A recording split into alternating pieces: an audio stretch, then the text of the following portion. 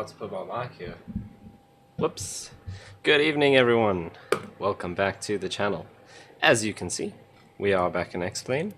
because flights in 2020 is still broken. I tested out the 787 today. Everything was going great. Got into approach, and it just decided that my throttle didn't exist anymore. So I had no control over my engines because flights in 2020. Anyway, we are in the A319 this evening, and I've been a member of British Airways Virtual for 6-7 years, something like that. But I don't really fly that many hours. I like to do the short routes in the A319 normally. Done a couple of flights for the 747. But now that I own the Concorde, I was like, let's get into flying the Concorde for British Airways, because that's what Concorde is famous for. But you need 500 hours to be able to fly the Concorde. You have to be a senior captain, so I haven't quite got there yet. So I figured we would jump into the A319 and do some routes for British Airways so that I can get my hours up and make my way towards senior captain so I can fly the Concorde. Jason, second in the comments. Kelly beat you tonight, unfortunately for you. But we still appreciate you. Thanks for tuning in. And yeah, so as always, I have my checklist with some notes on it at the top. I also have my notepad and my pen, because the other thing I've wanted to do is get back into flying online with proper air traffic control on VATSIM or IVAO or something like that. But I haven't done that for many years, and to be honest, it stresses me out a hell of a lot, which seems like a really stupid thing to do, but it is really cool. It's just quite stressful in the beginning. Make sure you remember all the phraseology and everything. So I'm gonna see if I can practice. We're not going online yet. I need to go through step by step as we go through the flight. I see if I can remember all of the things we need to do and say. So that is the plan for this evening. We're going from London Gatwick down to Innsbruck, and without any further waffling, let's get cracking. So let's go and get our flight plan for today. So we are this guy here, Gatwick to Innsbruck, and this is not, I don't like these British Airways flight plan formats, so let's see if I can fix that.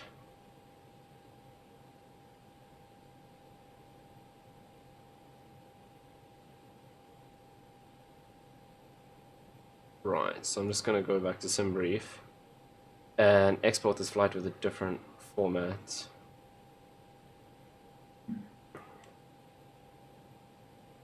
So British Airways uses their own format. I'm going to use the Lido format, which I believe is a Lufthansa format, which is the one that I normally use and the one that you've seen on all of the other streams. That's the briefing format that makes sense to me. I mean, I guess there's nothing wrong with the British Airways one. I'm just not used to it, so I struggle to find things in it because I'm so used to the Lido one. You think I'm going to replace you with Jason? I don't know about that, hey. Jason... Well, he's special, let's put it that way. But not that special. He still hasn't made my label. See, I know if I'd asked you to make a label, it would have been done long ago. Right. Let's download this briefing. And if we close this and go back in, has it updated? Yes, it has. Awesome. Right, so here's our Lido format. So we are British Airways 2960, so our call sign is Speedbird 2690, sorry, not 2960, 2690. And we are going from Gatwick to Innsbruck. Our cruise altitude is 37,000 feet, cost index of 20. We need 6.1 tons of fuel on board. So that's the first thing we're going to go and sort out. So I don't like this Toliss color. Callum, thanks for tuning in. We're actually flying in the UK today. We're doing a flight down from Gatwick to Innsbruck and possibly back. I'll see how I feel. He probably thinks you're prettier than me. I mean, I'm not even going to answer that. Okay. Let's go through this. So we need 6.1. Oh, we'll make it 6.2. We'll round it up. So fuel on board, 6.2. Let's double check how many passengers we have. 139. So I'll dial this down. Then we need zero fuel weight, 55.1. So we're currently 55.1. That's perfect. So let's load up all of that. And that is our first step done.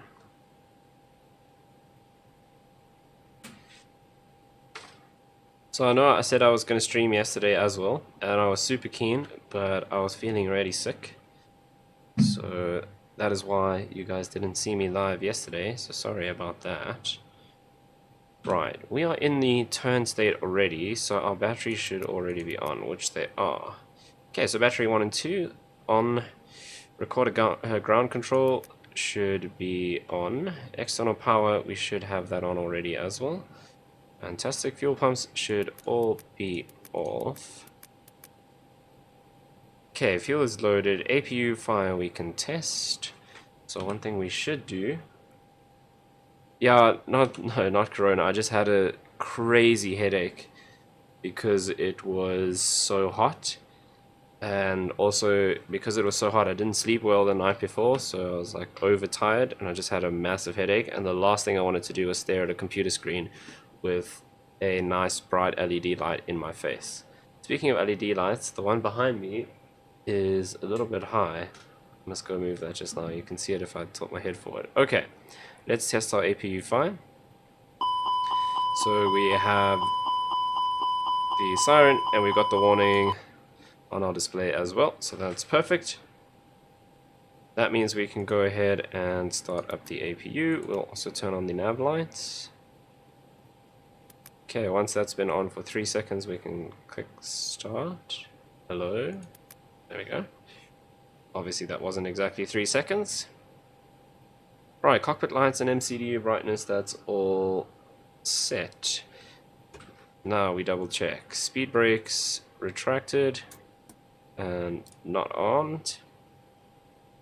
Flap lever should be up, which it is, and gear lever should be down. Let's go up. Probe and window heat should be auto, which means we don't press it, like so. And we'll wait for the APU to start up, and then we will turn on the APU bleed.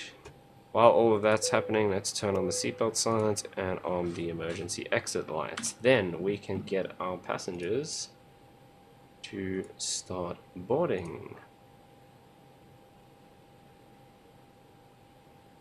Yeah, I know it is part of the symptoms, but after I slept, I was 100% fine, so no issues today.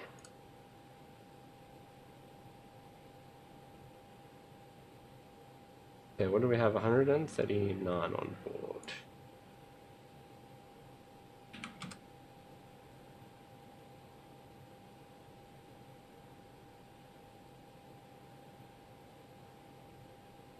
Okay, so there we should hear our passengers starting to board the aircraft now. Okay, what's next? Right, air conditioning panel. All white lights should be off, which is over here, and all of those are off. Crossbleed should be auto, which it is. Let's just go over here. Air conditioning temperature. Right, we have... Let's see, as long as we're above, I think it's 115. 115 passengers, we should be not on the low setting. What's our temperature outside? Oops. Is it going to tell... Oh, it's not going to tell us yet because we haven't aligned the IRS. So let's quickly check with our ATIS and get the temperature. Golf, Kilo, airport information, Golf 1850, Zulu, weather, wind. I didn't have a fever though, Jason, so... 1 visibility, 10,000, sky condition, ceiling, 1,200, Echo, Golf, Kilo, airport information, hotel, 1850. Yes, we just updated to information hotel. 1 visibility, 10,000, sky condition. ceiling 11 knots 1200, wind. broken temperature 8.6, QNH 10185. Temperature is 8 degrees. I didn't listen to the QNH, what a baddie. So we can leave that on normal because our temperature is only 8 degrees outside, not an issue. That's the wrong side of the checklist. Right, crossbleed auto air conditioning temperature set. Generator 1 and 2 fault lights, they should be there, which they are. External power, we can now turn off because we are on the APU, and that will switch over. Electrical panel, all other lights off. Check. Ventilation panel, all lights should be extinguished, which they are. Right, let's go ahead and align our ADIRs. So system 1, on nav, on bat, we see, wait for that to extinguish.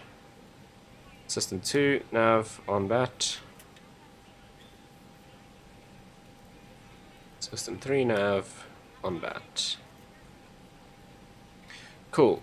We must check that on battery light. That means that if we do lose generator power, our ADIRs will still run off of the battery. If that light doesn't extinguish, it means, if that light doesn't come on, it means the batteries aren't giving the ADRS power.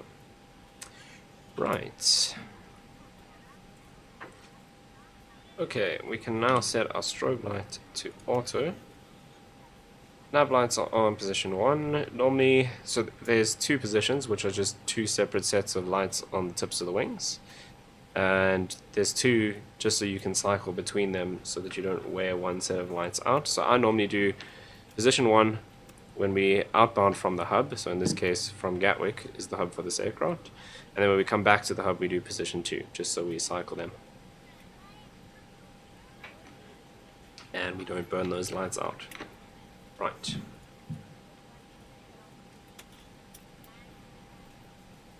Okay, seatbelts are on, no smoking on, emergency exit lights we've already on, landing elevation should be on auto, which it is. Pack flows as required, got it on normal. Fuel pumps, we can now turn them all on because we are done taking fuel and the APU is running. Okay, engine 1 and 2 fire we can test as well, which is the same procedure as the APU. We'll sort out that discrepancy in a bit, it's not too much of an issue. Okay, so we've got the siren and we have the warning there, and we'll do engine 2 as well. And same there, we've got engine 2 fire, land ASAP, and we have the sound as well. So that's why we're getting the barrel warning, because those two are not the same. Let's go and get the actual QNH because I'm a potato and didn't listen to it the first time.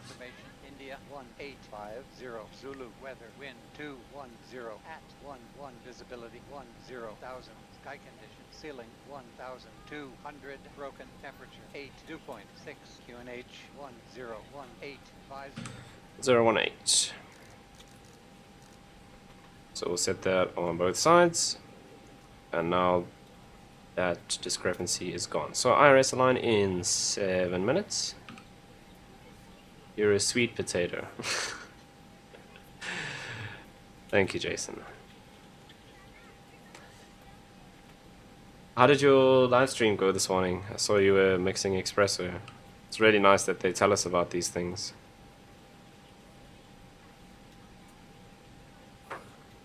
Right. Engine 1 and 2 fire test. Radios 1, 2, and 3 we've turned on. Let's go and set up our FMC. So we'll go to the init page. Let's go in a bit closer here. And let's go and load our flight plan. So we are Gatwick, definitely not Cape Town. We're going to Innsbruck, which is this guy. We can align them, and we are Speedbird 2690. They also didn't tell the neighbors. That's amazing. That's just so standard. Okay, cost index is 20 today, and we're going to flight level 370. Right, so then we got a flight plan page A, and let's set up our departure. So we are departing this evening, well, morning in the sim. 26 left, add mag 2 X-ray. So that's 225 left. Ah, so the headings of the runways are obviously updated with the magnetic declination, so that's changed, but we don't have a... Huh. Why does that say... It's the wrong flight plan.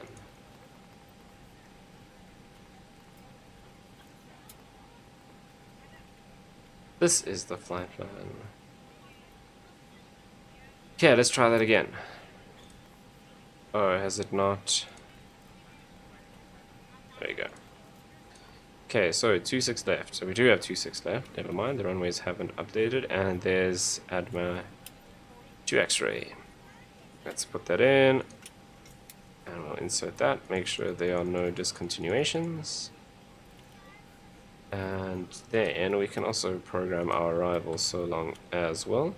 So runway 08, Toliss A3 Alpha.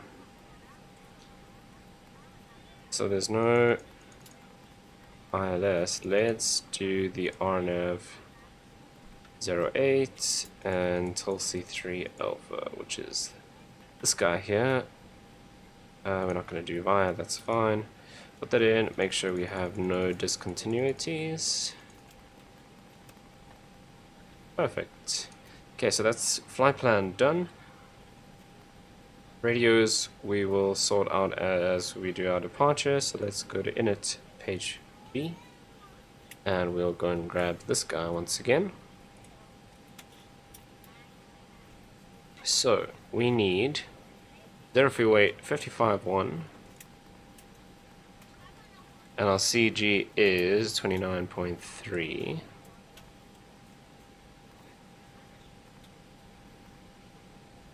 And our block fuel is 6.1 we'll put in. Okay, so obviously our fuel's going down because we are running the APU, which uses fuel. Then we need to go back and do performance, so we'll keep this open. We'll do flaps 2 and our V1 151. Rotate is the same. A2 153. We'll put those guys in. Then we are flaps 2 down 0.0, so we'll put in DN 0.0. And our flex is 72 degrees, sure, that's high.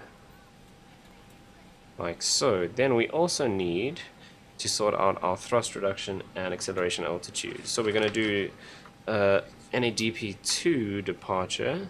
Sorry, from Gatwick we'll do NADP, yeah, it is 2. So our reduction altitude is 800 and so is our acceleration altitude. So we'll do 800/800 and smack those in there like so. We can now close this. Okay, that's done. Then let us go. We are all ready. We can turn on flight directors, which there are. Let's go. We're going to do altitudes from the SID. So, let's go and see. I don't have any Gatwick charts. I'm going to have to download those.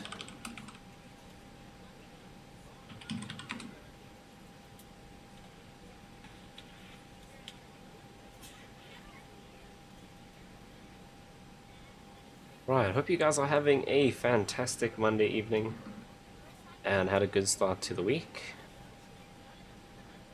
Once again, much appreciate you guys joining in for the stream. Right, so here's our Gatwick charts. Let's download this guy. Charts, we need a new Hello, folder. ladies and gentlemen, I would love to welcome you aboard our flight. When you find your seat, please be sure to place your larger carry-on items in the overhead bins and smaller items underneath the seat in front of you. Unless you're in a front row, please place all of your items in the overhead bins. If you have any trouble finding a location for your carry-on items, please let a flight attendant know and we would be happy to assist you. If the overhead bin is full after you put your carry-on inside of it, please close the bin as a courtesy to other passengers. Once all your items are put away, please clear the aisle and sit down in your seat to allow other passengers to find their seats as well. If you are seated So in it an doesn't seem to emergency exit specify. row, please read the exit seating I'm sure it's responsibilities in the safety NADP2. card in the seat back in front of you. Please make sure you are willing and able to perform the actions required. If you are not able or prefer not to perform these actions, please let a flight attendant know so you can be reseated. You are free to use your portable electronic devices during the boarding process. We ask that larger electronic devices are stowed once we depart from the gate. Thank you and welcome aboard.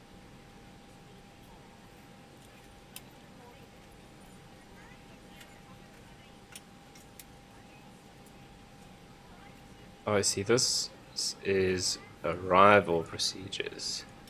Ah, okay, that's just general. So we need to find departure for the NADP. Right. So here's departure noise abatement. Okay.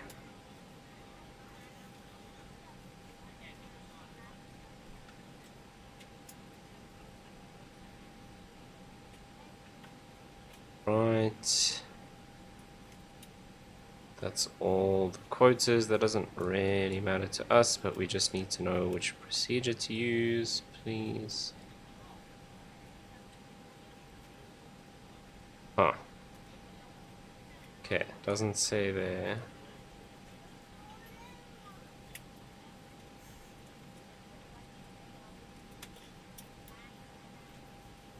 Right, so it doesn't give a. I'm sure it was NADP2, but I should say in here somewhere.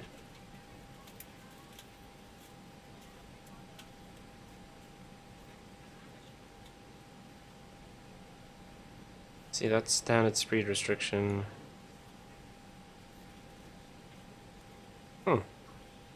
Okay. So viz procedures, right. So we need to find. We are doing add mag to X-ray.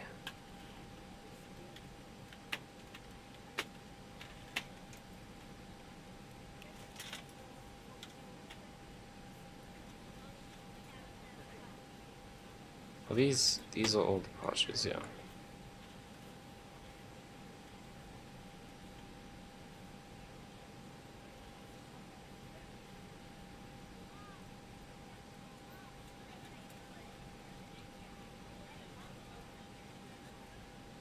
Right. Don't crash without me. I'll do my level best. Right, so why does the procedure that we are looking for not exist?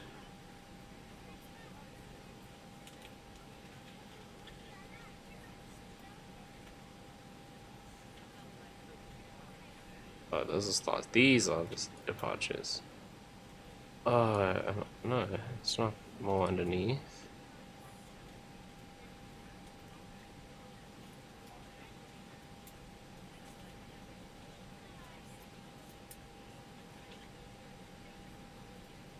Huh.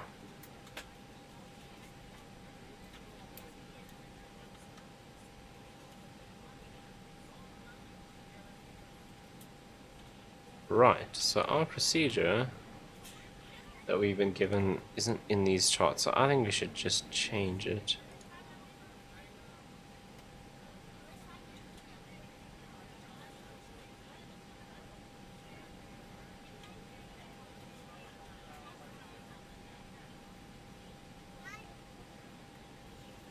Yeah, it's definitely not in here.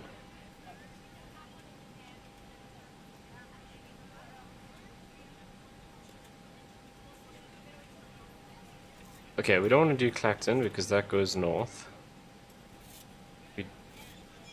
Dover, so it kind of goes. We flip this over. Okay, so Dover goes east. Clacton goes north.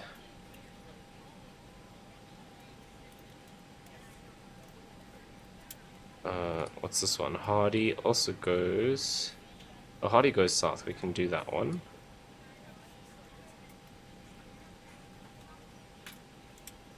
Kennet, not really. I think we should do.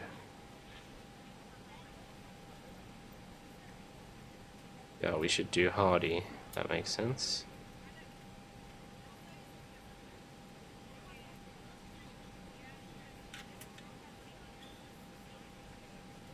Okay, let's see if we can get that.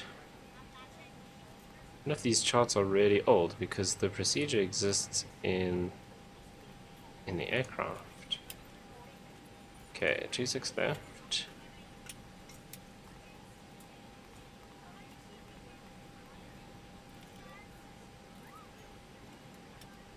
Okay, I just want to double check before I change this.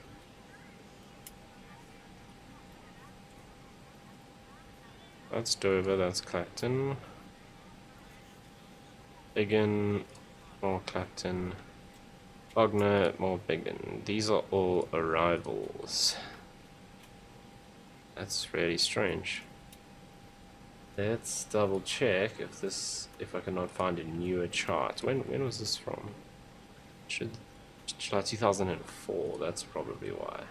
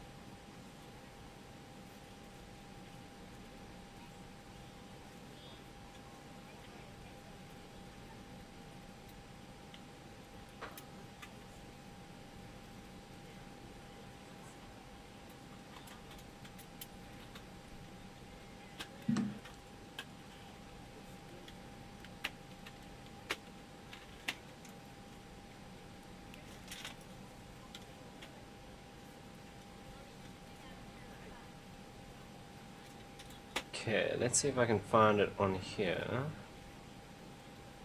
This is Gatwick. Where are departures? Here we go.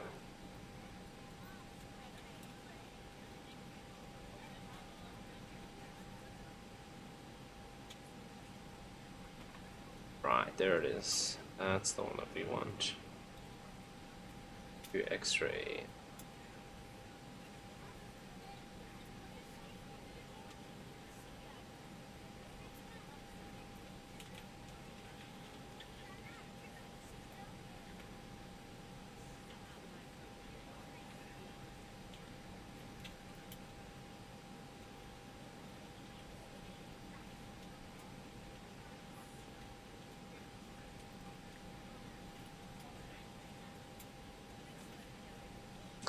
Okay, this is gonna make it easier.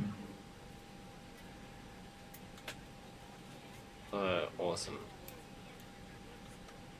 I can't actually...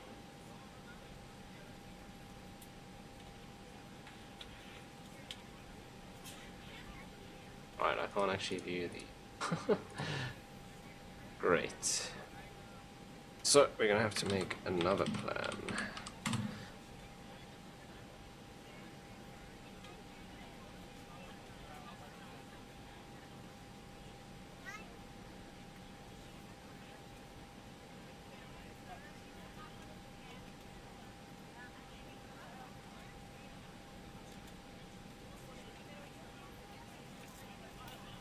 Okay, so I'm just going to use an online app to view the charts. We won't be able to view it in here, just for this specific departure, because I can't get anything newer than 2004. So obviously this seems like this departure that we're doing didn't exist then.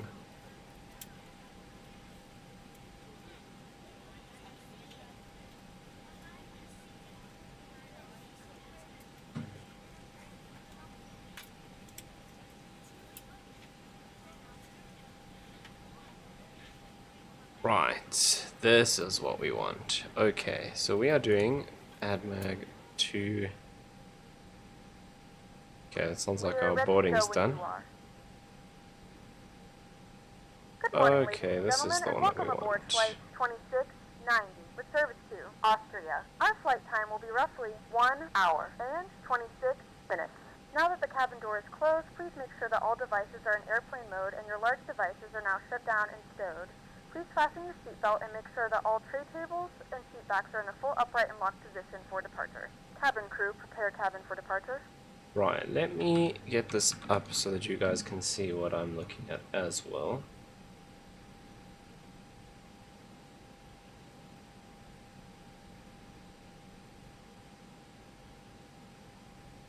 What is this called?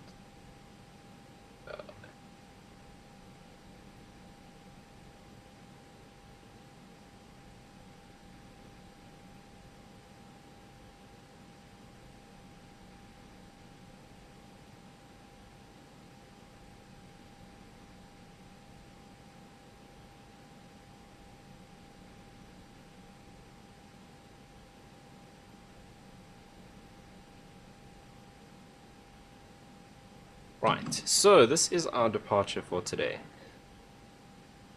Okay, so it is, I don't know the full name, I guess it's just ADMAG 2 X-ray.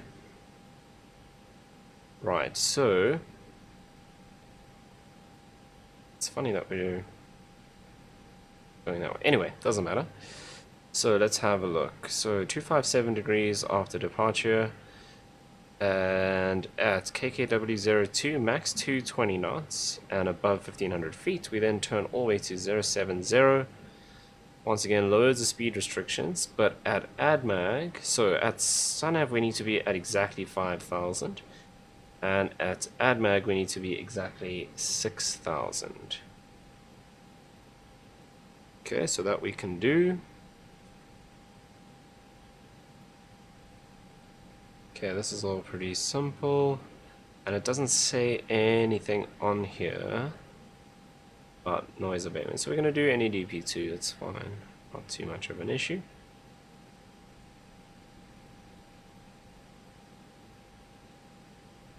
Okay, so that's actually pretty simple. Let's just double check that all of those restrictions are programmed in.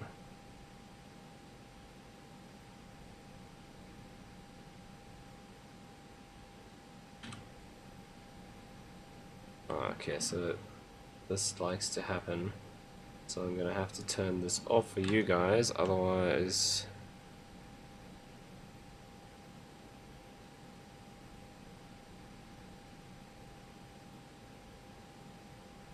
I can't see my cursor in X-Plane for some reason. One of the OBS capture methods breaks my cursor. So, oh, oops, there we go. Right, I didn't actually want to do that, but I do want to check. So let me put this over here. Right, so 002 or W02, which is this guy, we're going to be at 208 knots, that's fine, and above 1500, that's perfect. 09 above 32, we're at 4,000 and 220, so we've got those restrictions in all the way along. Then SUNAV we should be 5,000 feet and ADMAG 6,000 feet, and then we will continue our climb. That is perfect. Right, so that's all sorted.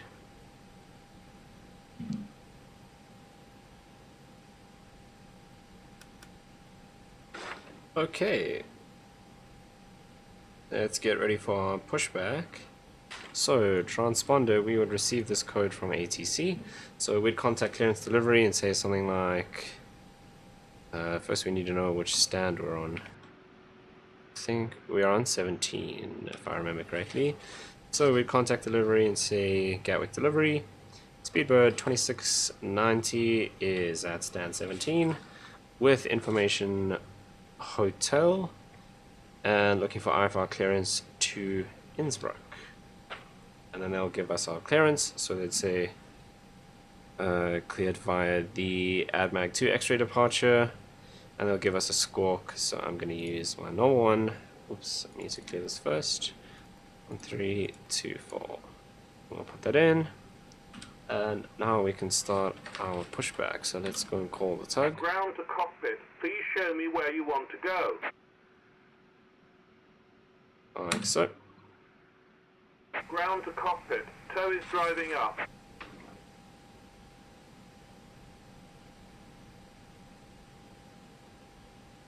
Right, at this point they would hand us over to ground and we would contact Gatwick ground and we'd say Gatwick ground, Speedbird 2690, stand 17, ready for push and start.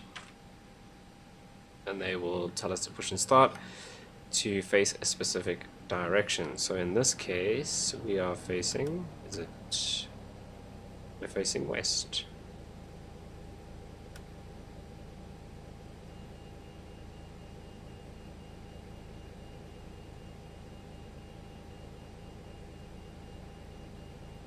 Did I just push us the wrong way?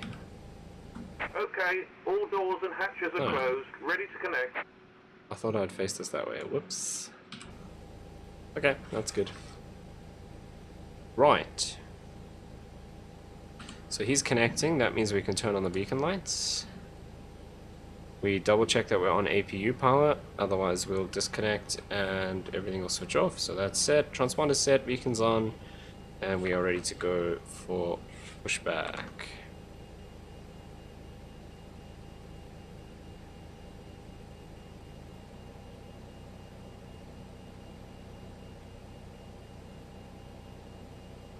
So, is at this point we should get this back. We can use this chart for the other things. Release parking brake. Okay, so I can go and release the brakes. Starting pushback, and you may start engines. And we just need to scroll through to our aerodrome layout. So we are over here at Pier 2, and we're taking off 26 left, which is this guy. So normally we'd go in there at Bravo. Right, while this is happening, let's start our engines. So we'll start engine 2. As they demonstrate the safety features of our aircraft. You will notice a light illuminated above your seat. When this light is illuminated, please fasten your seatbelts low and tight across your lap. So we're expecting to get Kilo November Bravo hold short 26 left. To release your seatbelt, lift the upper portion of the buckle. We suggest that you keep your seatbelt fastened throughout the flight as we may experience unexpected turbulence. There are several emergency exits on this aircraft. Please take a few moments now. Why does it feel like our engine is not starting? In some cases, your nearest exit may be behind you. If we It need is. to Never evacuate mind. the aircraft, floor-level lighting will guide you towards the exit. In the event that the cabin loses pressure, an oxygen mask will drop right in front of you. To start the flow of oxygen, pull the mask towards you. Place it firmly over your nose and mouth. Okay, so that's the generator switching over from the APU to the engine, which means the engine is now supplying power. Although the bag does not inflate, oxygen is flowing to the mask. And then we see it If you are says traveling with a available. child or someone who requires assistance, secure your mask first and then assist We'll wait for others. that to Keep your stabilize. mask on until a member of the crew advises you it's safe to remove it. In the unlikely so event of a water landing, a then light let's vest go is and located start. in a Why am I pouch going under up the there? seat or Let's between the start armrests. engine When 1. instructed to do so, open the plastic pouch and remove the vest. Push Is it the over your PTU head. Wrap the pressurizing, straps which around sounds your like the waist and barking hold the dog? front. Pull the straps tight. To inflate the vest, pull firmly on the red cord only when exiting the aircraft. Okay, so If it engine doesn't 1 is inflate coming up. automatically, you may blow into the mouth There comes for the manual N2. inflation. This vest is equipped with a whistle and a light. If you need Pressure's to, coming up. nutrition can be used as a secondary flotation device. Please make sure to exit the aircraft as soon as possible. EGT should start rising Once now. again, all devices must be in airplane mode and your larger devices There must we be go. turned off and stowed at this time. Please securely stow your personal items. Make sure your seatbelts are fastened and seat backs and tray tables are in their full upright position. We remind you that this is a non-smoking flight. They'll ask us to set the Tamper with, brakes. disabling, or destroying the smoke detectors Operation located in the complete. laboratories is Set prohibited parking by law. brake. All of this information can be found in the safety card located in the seat back in front of Disconnecting brake you. set. closed. Read it Stand and let a by. cabin member know if you have any questions. Thank you for flying with us again, and we hope you enjoy your flight.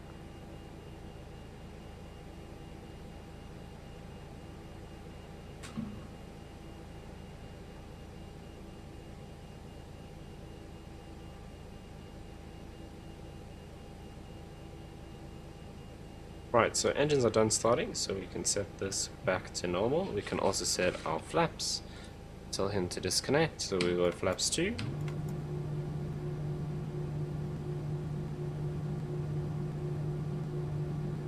Okay, so ignition's back to normal. We can also now power off the APU.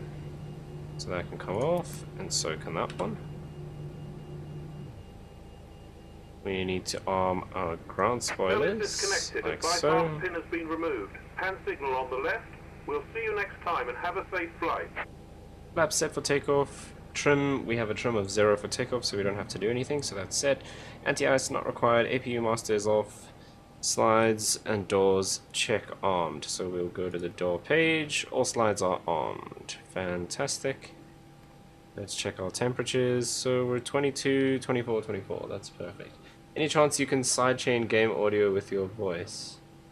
Can be distracting when the attendant speaks at the same time as you. I can actually do that. That is possible. Actually, I must just try and turn down the level of the flight attendants. Right, there's our signal that we're ready to go. Because yeah, the what you were hearing there is the ground crew. It comes from separate apps, so it's not within the game sound. So I must actually just turn those down separately. I never think of that. Right, let's see. We can now turn on our taxi lights and runway turn-off lights. And we'd contact Gatwick ground, Speedbird 2690, ready for taxi. Yeah, I'll sort that out another time. Thanks, Jason.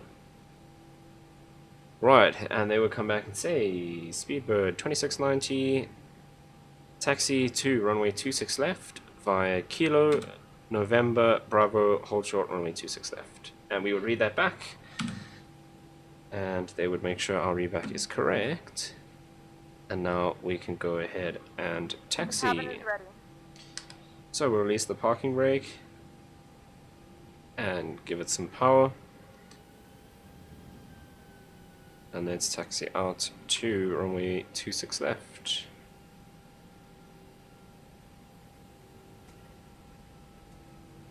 Okay, while we're taxiing, let's go through the next bit of checklist. Our ACAR software thinks our flaps are not set. Interesting. They definitely are. Flaps 2, and here are flaps 2, so that's just a glitch with that reading there, obviously. Right, so then we'll go auto brake max. Cabin, we'll ping them in a bit to let them know we're ready.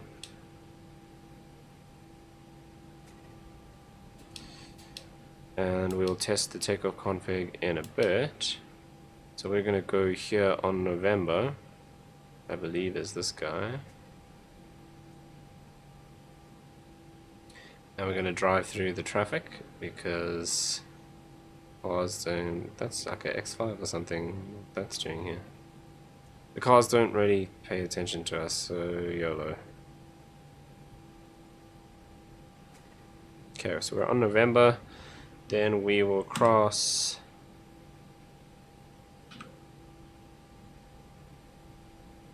I don't know why I'm zooming out.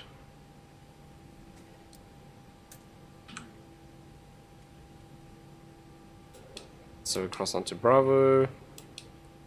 And we'll go slightly to the left here. 426 left. Let's ping the cabin. And we'll do our takeoff config. Okay, spoilers armed. Oops, I should be here.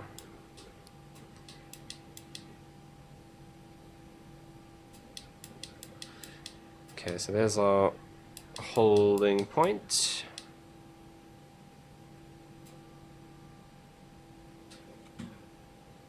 Yeah, I wonder what's making me zoom out like that.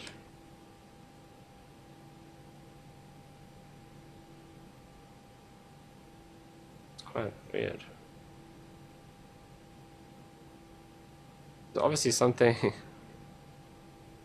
on my new joystick that I haven't flown this aircraft with yet. That's now zooming. Oh, is it this? That's interesting. Okay. I must go and take that out of the settings. Right. Let's make sure we are ready to go for takeoff. So, spoilers armed. Well, actually we can just go takeoff no blue. So that's all set.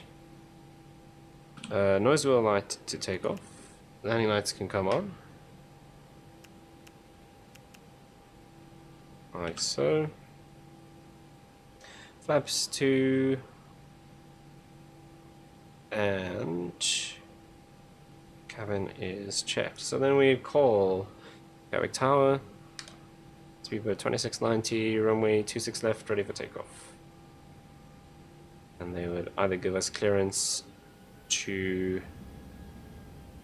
taxi onto the runway and take off straight away, or they'd ask us to line up and wait if there was someone in front of us, or if there was someone coming into land, they would ask us to hold short, which means we would stay where we are on the taxiway.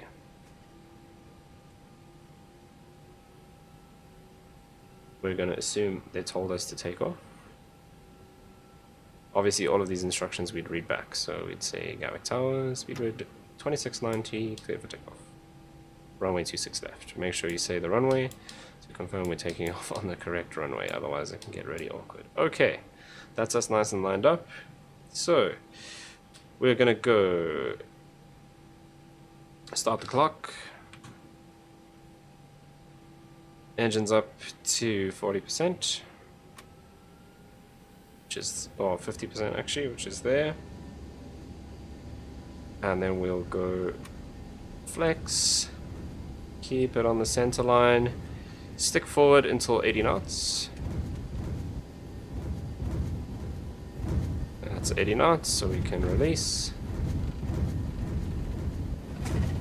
A little bit of a crosswind, 4 knots, not too much.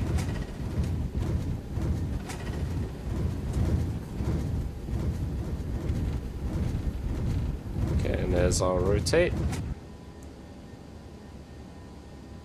And now we follow the flight directors. Let's go gear up.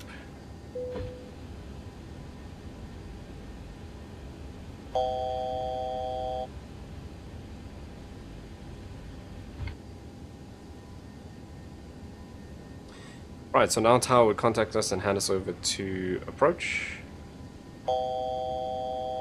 So they'd give us a frequency and we would read that back. Okay, so thrust lever to climb. We can engage the autopilot now. So autopilot 1 on. We can come up here and turn off our nose lights and runway turn off lights.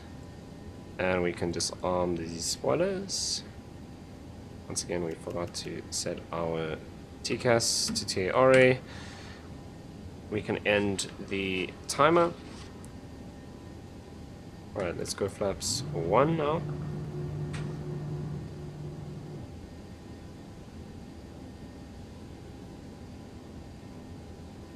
And in a moment we should speed up from 160 knots, or 162, 163 to 220.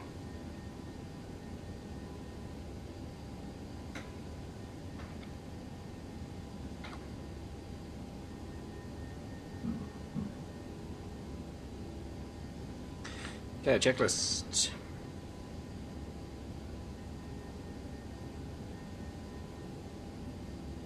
Okay, we've done all of this. So, flaps retract on procedure. Autopilot is on. Runway turn off lights off. Nose wheel lights off. Spoilers disarmed. Landing gear is up. Flaps are still on because we're still at 160. When are we going to speed up? Okay, so it's 09. We speed up to 220 knots.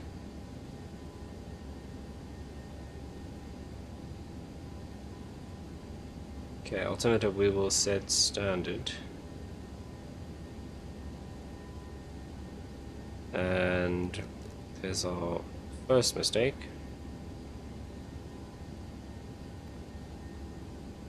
We shouldn't have gone past 6,000 feet. So, interesting. Let's just go up to our cruise altitude. Aha, so it wasn't because I didn't set the altitude like an absolute baddie. We didn't actually follow the constraints. Whoops. Okay, we can go set standard now. Luckily, we are practicing and not actually flying online, otherwise that would have been a huge balls up. Anyway, we are well on our way now to Innsbruck. Now, Innsbruck has a very interesting arrival. We're doing runway 8. I think that is the circle to land. Yeah, that is the circle to land. Well, I don't know if we do a circle to land. We're going to do an RNAV. But you kind of do this loop around next to the airport in between the mountains and then come around to land, which is really cool. So we're going to do that when we arrive in Innsbruck. Right, flaps up now. Let's turn on our weather radar. So we'll do system 2 is fine. Predictive wind shear on auto. We'll do weather and turbulence. All of these guys can go to automatic.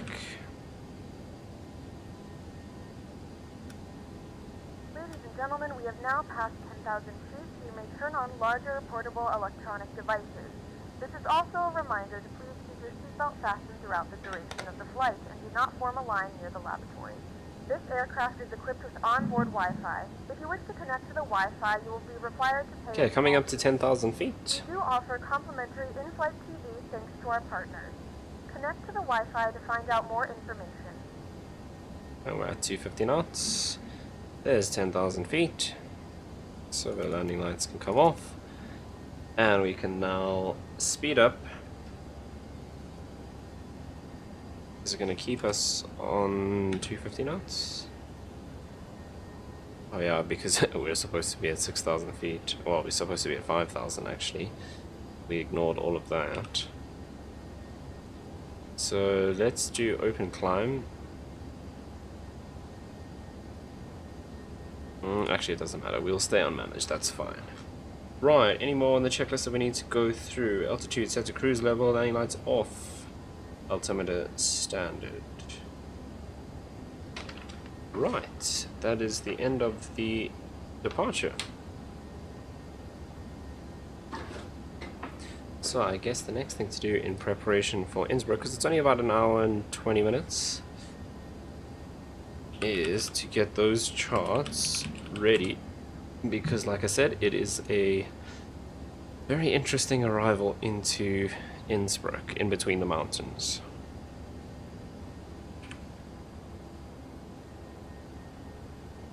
Nice and cloudy in London as usual. Let's go ahead and close this guy.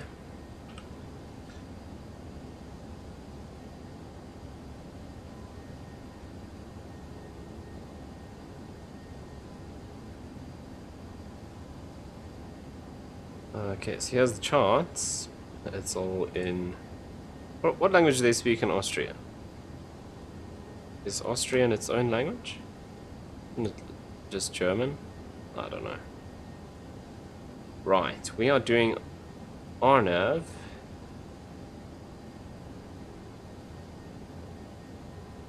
RNAV 08, which is... Which one did I choose? Yankee or Zulu?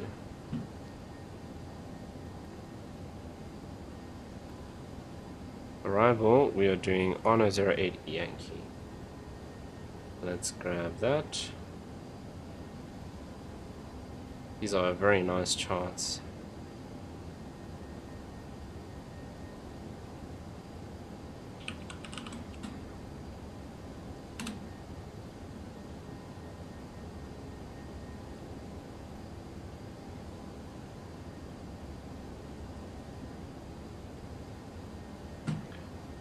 Right, we have charts for Innsbruck now when we want to look at those. So let's scroll down over here. This is our approach that we're doing. So have a look at this. We come in over here on this side, I believe. Where the hell is the airport?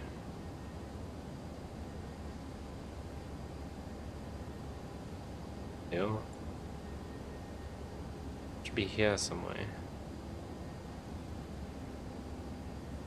Right. Oh no, it's here. Right, there we go. See how it's labeled? So we're coming in from this side, and then we follow. Okay, so 08 isn't the crazy around the mountain thing. We're coming straight in. So it's when you do this side, you do this hectic thing in between the mountains, because you can see this is just in a valley here. These are really steep mountains, 9,500 feet, 8,700 feet on this side. We're going to come in between these mountains, but we're going straight in. So the interesting one is the other runway, when you come around this side and you do this loop around in there to land. So we'll check the winds as we go along. If the winds have changed, we'll come and land from the other side. Katie says, are you enjoying your HOTAS? Man, it's made all the difference. Like, compared to what I had before, it's just, it's night and day. It's absolutely fantastic. I'm super happy with it.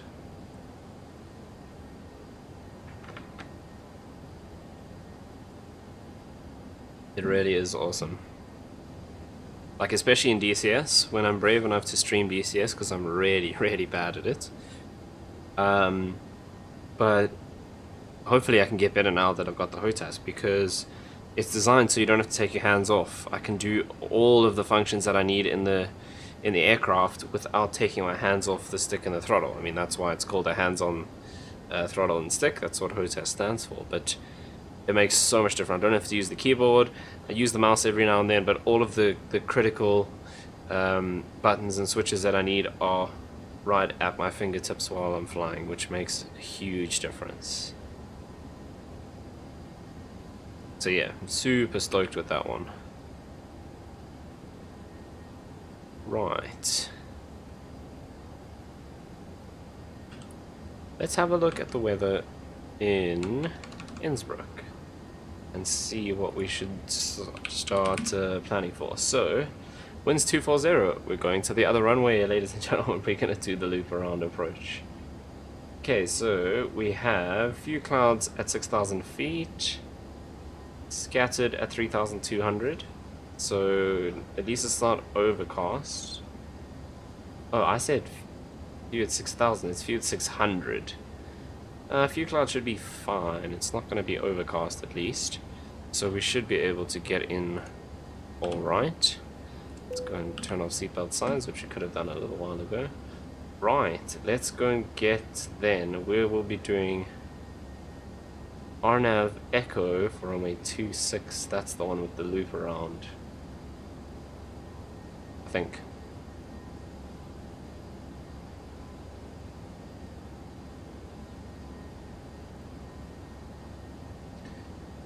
So let's go back in here. We're going to update this. So 26 Echo.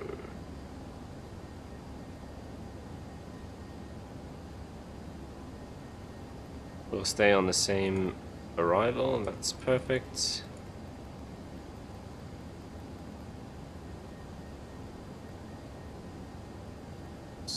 Ditch that guy. Right. Do they have...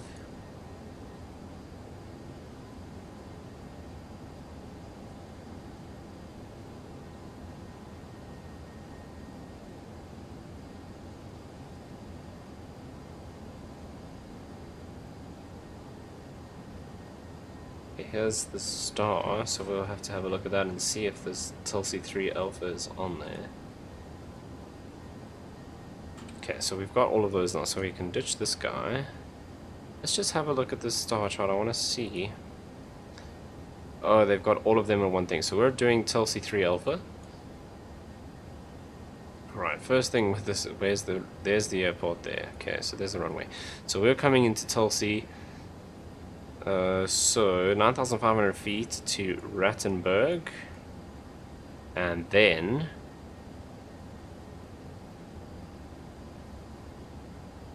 that's a different star. So from Rattenberg, that's where we start to follow our arrival. So our approach. So let's go and get this guy, 26. So I think this is the one with the turn. Yes.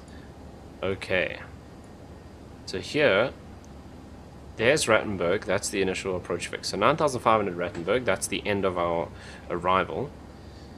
So that's perfect. Then we follow this, 9,500, 9,500, and we can start our descent. Okay, once again, where the hell's the airport?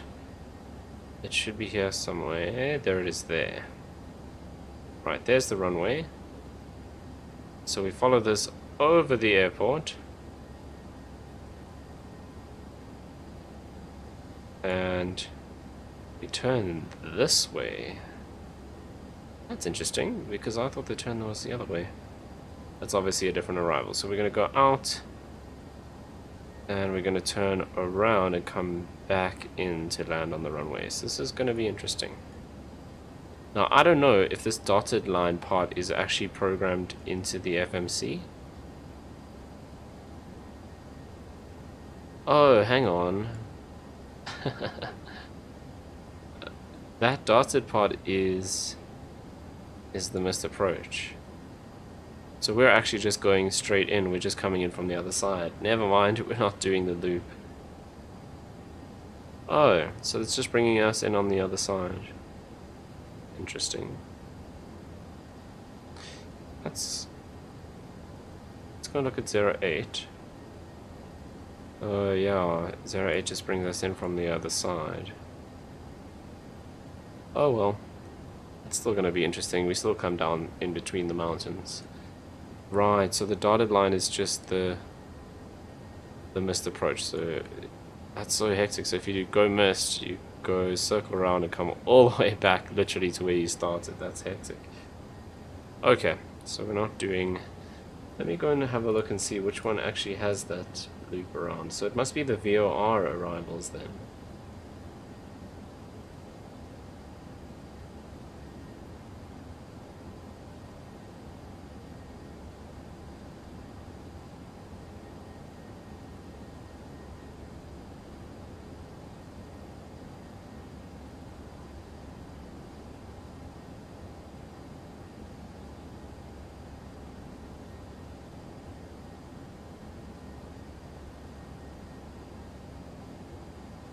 Okay, so it's not that one.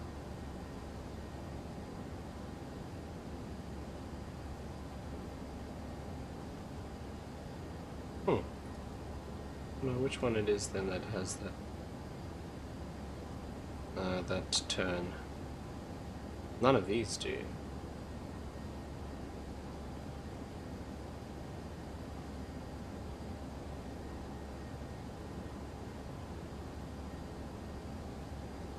Oh, here it is. Ah, it's the visual approach. Okay. So it's the visual for, what is this, runway? Visual for runway 8.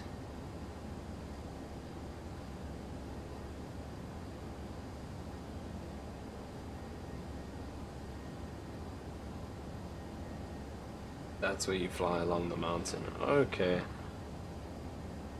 3,700 feet along the southern side, and then you do that 180-degree turn where you should line up with the runway just pretty much as you level out from that turn. That's pretty hectic. Okay, we're not doing that.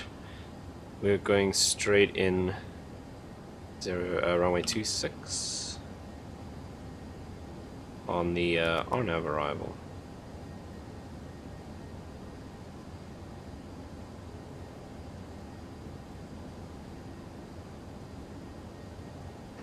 Right, I'm pretty wrecked, gonna go to sleep. We'll keep lurking, just won't be in chat. Thanks for watching, Jason. Have a good night, sleep well. Callum says, how long is the flight? So in total, about an hour and a half flight time. So let's have a look and see. We're expecting to be at Innsbruck at 11:13 UCT. I've been flying the 737 because I want to look there for the clock. And it is 10:03, so just over an hour left to go. Before we land. So we'll be landing in pretty much an hour and 10 minutes. So not too long.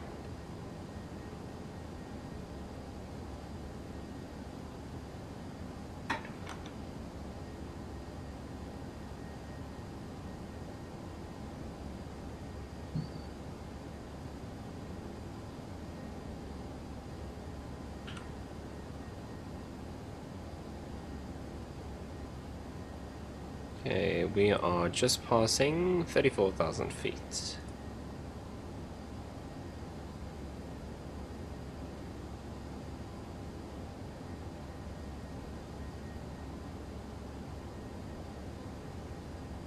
Go and put terrain on this side. It's going to be especially useful once we start our approach.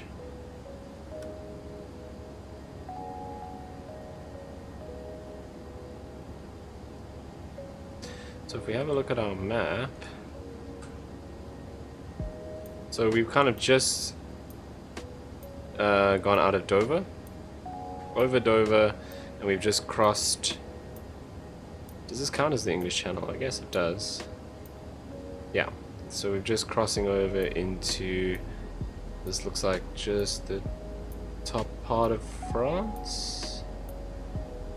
It might actually be, so that's an EB airport, so this is in Germany, that's in France, so this must be the border of France and Germany there.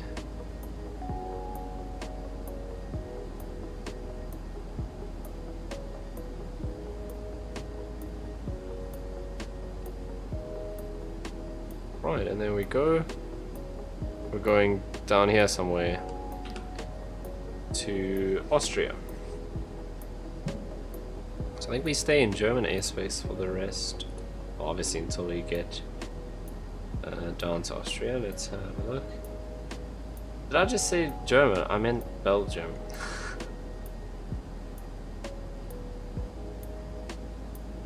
We go through Belgian airspace. Oh, and then we cross over into Germany, over Frankfurt, down to Munich, and then down to into Austria to Innsbruck.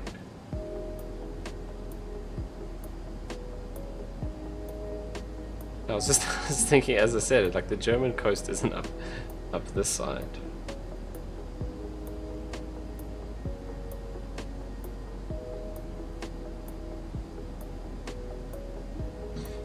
Yeah, so Belgian airports are all EB, German airports are ED. So this is the border between Belgium and France. France down here, Belgium up there. We're going to follow this down, and then somewhere over here we cross over into Germany.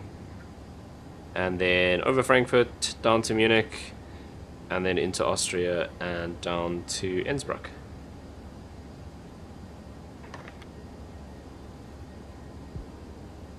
And I also just realized that the map is behind my head the whole time I was pointing that out.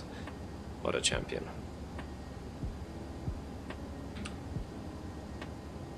Right, looking good. Okay, fuel. That's not the view I wanted. Fuel. We still have 4.4 tons on board, and we're expecting 3.1 at Innsbruck. Are you sure you know where you're going? I mean, I know where I'm going. It's just in between that I seem to be a little bit confused. But no, I'm sure now. Dover, across the English Channel, into Belgium, into Belgium, into Germany, not France. Frankfurt, Munich, Austria, Innsbruck. Easy. Got it. Luckily we have this little computer down here which doesn't make mistakes like me. Because otherwise we might be a bit lost.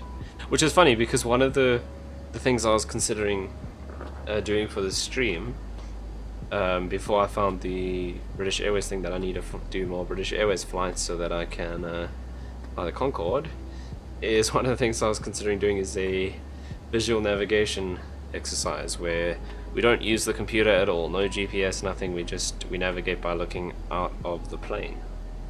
So that's definitely something I need to do sometime, because on Thursday I'm going to be doing a stream with the 404, so Darren and Brendan will be joining me.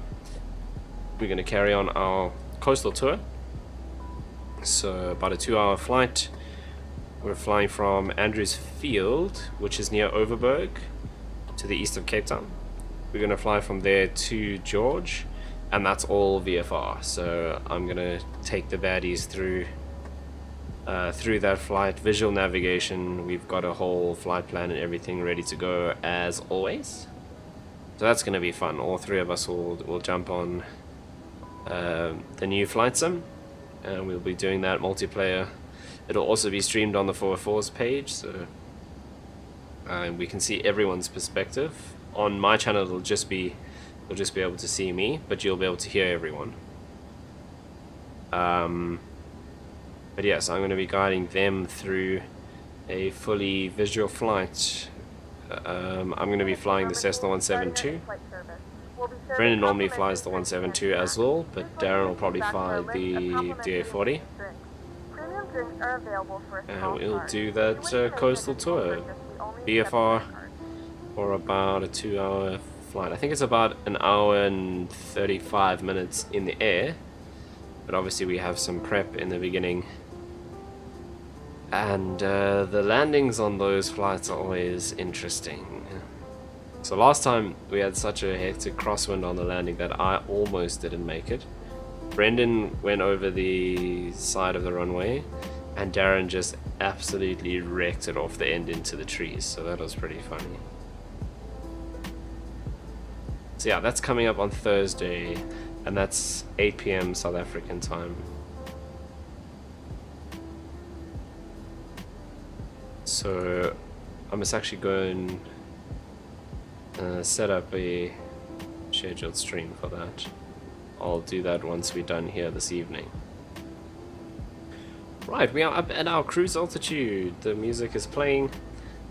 Cabin crew is serving drinks and snacks. And any minute now, British Airways Virtual is going to ping me to do my position report to make sure that I'm still at the aircraft. I don't know of any other virtual airlines that do that, but with BA you need to be in the plane to check in every hour to make sure that you are still at the controls. So a lot of the other virtual airlines, you can kind of set up a flight while it's cruising, you can leave it. So I often do that. I'll either set up a nice long haul flight and let it go overnight while I'm sleeping, get some sleep, and then wake up in time to prep for the descent, descend and do the approach and landing. But with British Airways you need to be at the controls, well, at least to check in every hour. Right, so it is currently 12 Zulu time. We are expecting our topper descent. Just went a bit too far. So topper descent we're expecting at 10:41, so about half an hour until we start our descent. Does it give us a distance? No, but once we hit about 15 minutes, so in 15 minutes, so let's say 25 past 10, we will start briefing and prepping for the descent.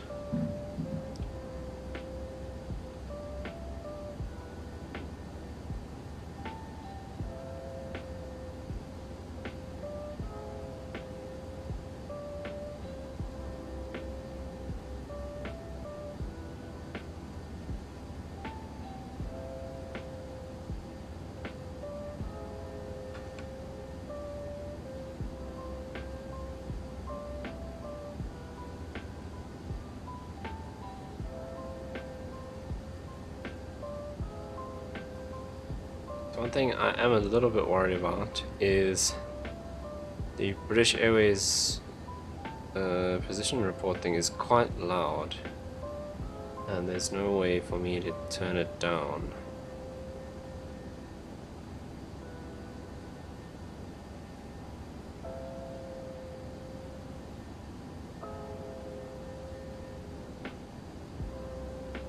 So that's probably just gonna destroy all of us when it comes in. But yeah, I'm just looking now, there's no way to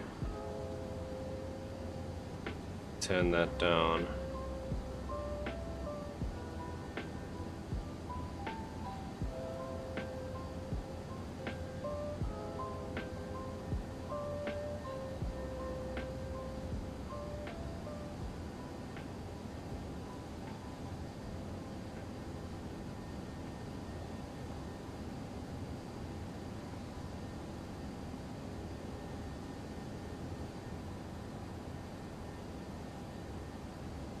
Right, going along nicely. So, fuel hasn't changed. Temperatures, maybe it's a little bit cold, 22 degrees. Well, this is actually not correct. So in the real Airbus, these switches don't, or these knobs don't click to those positions. They're continuous, so you can scroll them around as much as you want. So we're just putting the temps up. Why is it aiming for a temperature of 18 degrees in the cabin? That's weird. Let's turn this up and see if that changes. 19. Let's warm it up a bit more.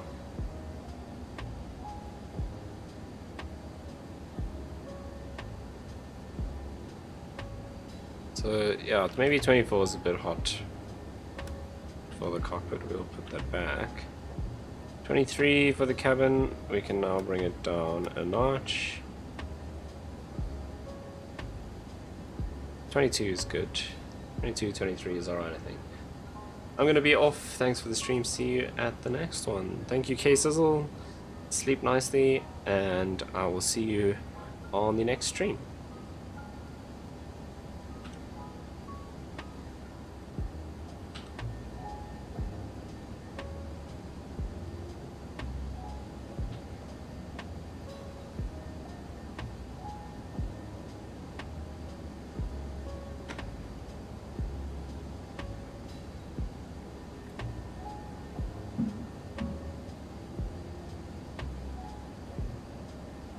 Right, so about 10 minutes, and then we will start our briefing for the descent and the approach and the arrival into Innsbruck.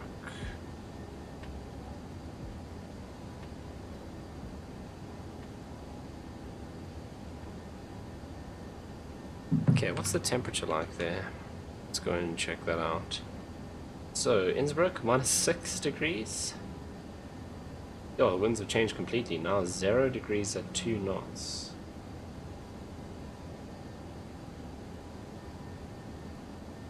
A few clouds at 2,000. A few clouds at 200 feet. Broken at 2,200.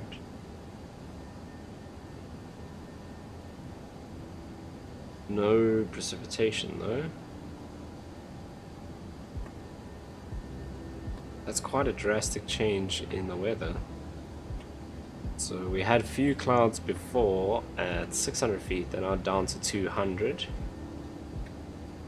And our winds, but only at 2 knots, so I'm not too stressed. We'll stick on runway 26 for now, because it's only a 2 knot wind. So that's fine.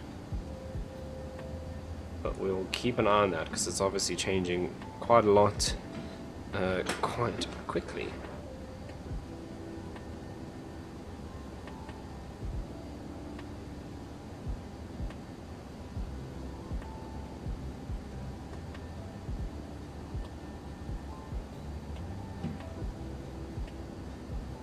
Minus 30 degrees up here where we are now at 37,000 feet.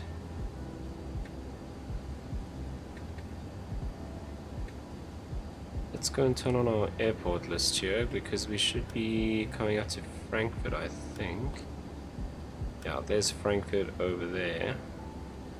So EDDF is Frankfurt Airport, so we'll be over Frankfurt in about 6 minutes or so. Let's actually look, it's just behind Bombi, so Bombi will be at... That's not what I wanted, I want to go this way. So Bombi 10:33, we're currently 10:18. Okay, so a little bit longer than I said, maybe 15 minutes or so.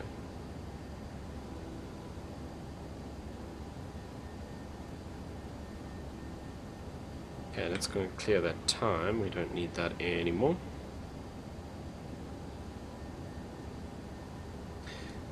Quite a hectic wind there. 320 degrees at 100 knots. So blowing us along a bit of a, well, quite a significant tailwind component. So we're at, our true airspeed is 440 and our ground speed is 511. So quite a significant tailwind component, which is nice, powering us along nice and quick. Mach 0.77. Quite a big difference from the Concorde, where Concorde will be doing Mach 2.0. Here we're doing only 0.77, and that's considered nice and quick.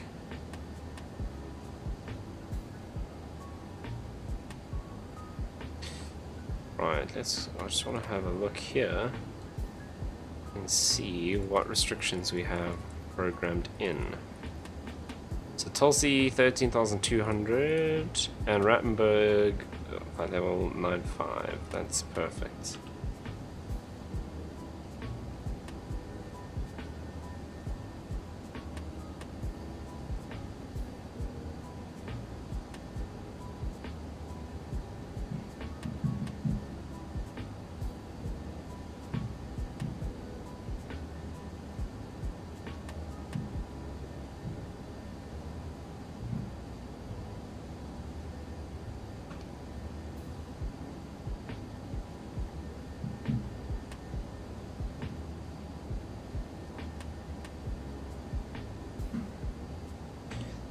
Okay, so in just a few minutes we will start prepping for our descent.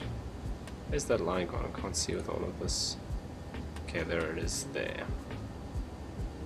Hey Soulcreator, how do you download your charts? Okay, so I don't get them from ChartFox onto AviTab.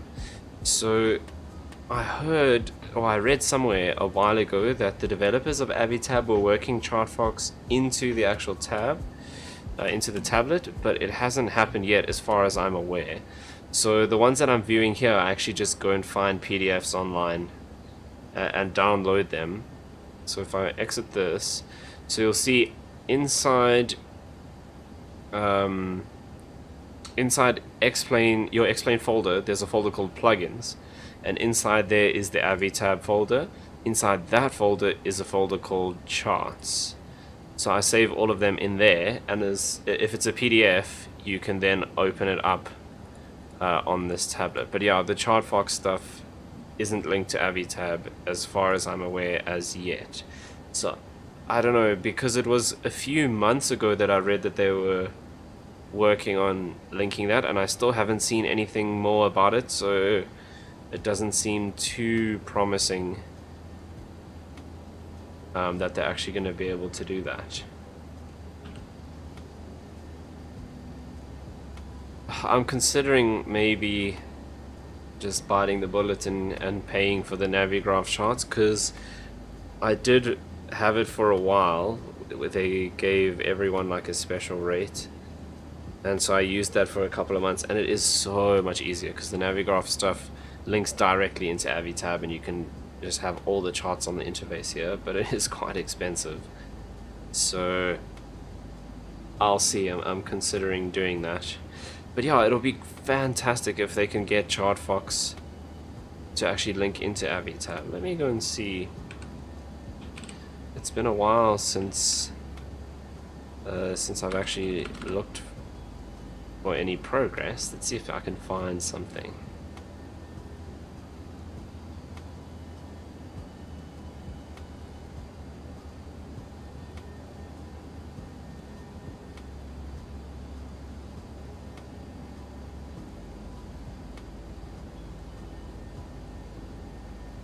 Yeah, so the last update to AviTab was 18th of July 2020. Where is the...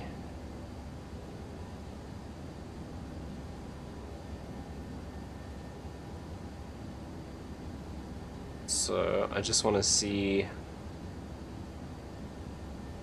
So that's 0... So the most recent is 0.3.21. That was the 18th of July, 16th of July.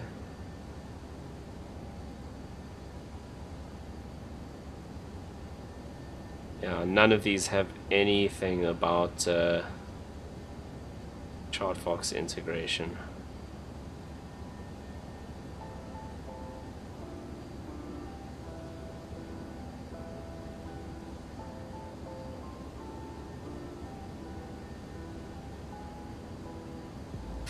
Yeah, so no ChartFox in AviTab just yet.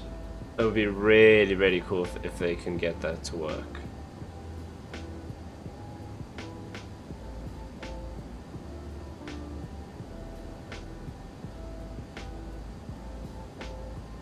Are you busy flying as well, Callum?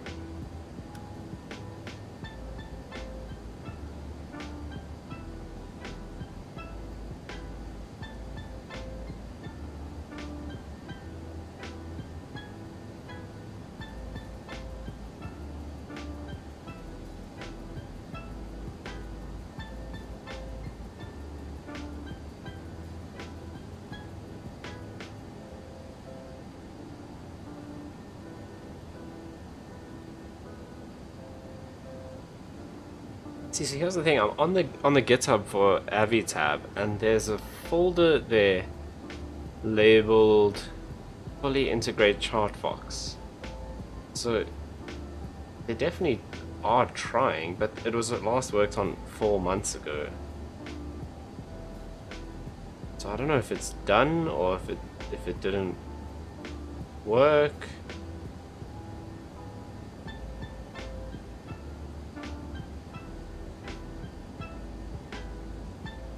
Not flying at the moment, trying to sort out charts for the AviTab. Okay, cool. Well, yeah, give me a shout if you run into any issues.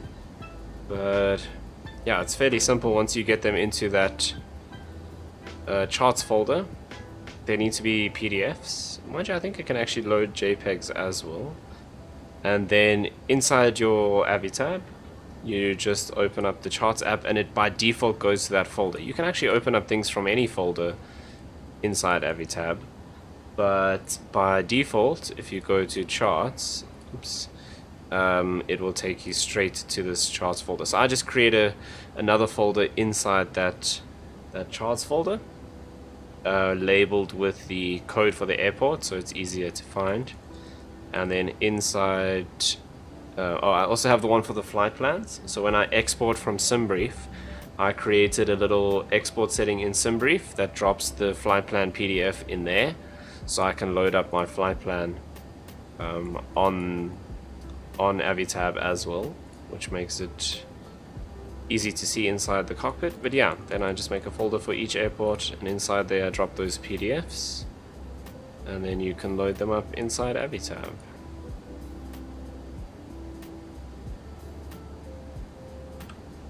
But yeah, there is a folder called Fully Integrate ChartFox. So I don't know what happened with that.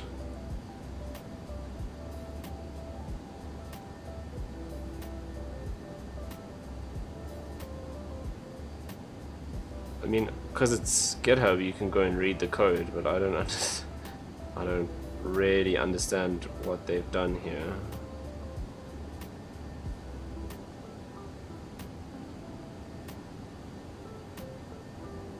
See, there's a bit of code here that says add tab ChartFox. So I think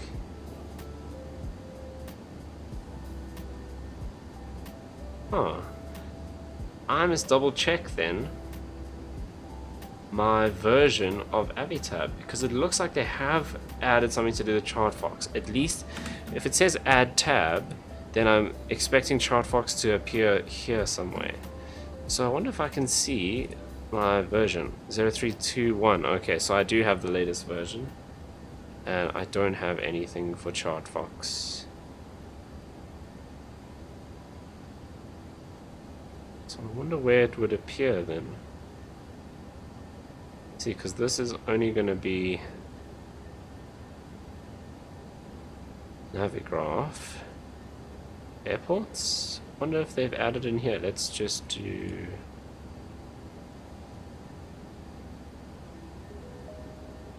See, there's nothing here in terms of charts that I can do.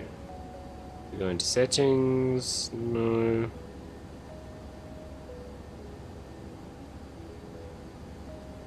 So yeah, at the moment, it doesn't look like it. Oops. Which is weird, because there's definitely a bit of code there that says add ChartFox. Do you get South African charts of CAE? Yeah. So normally I just go in and type in, so let's say Cape Town, so I'll do FACT charts, and yeah, straight off that CAA website, that's the best. It's funny because South African charts are actually some of the easiest to find.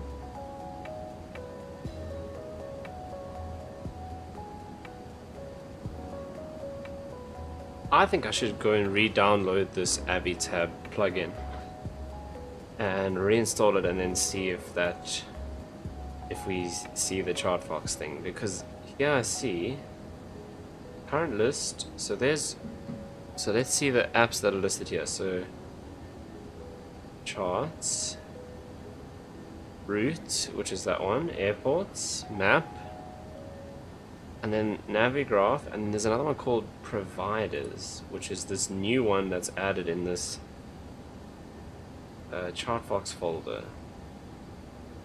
ChartFox page, tabs, add tab.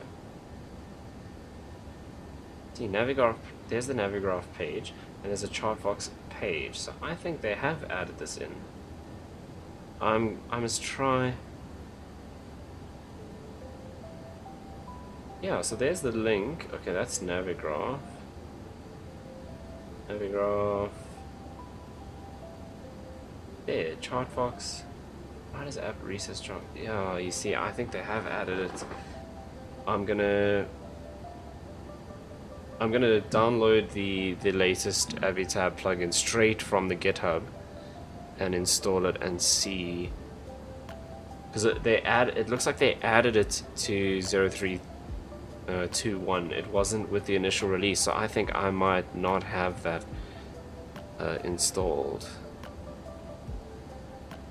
Now, I don't think I can do it while Explain is running. I should just try it and see what happens.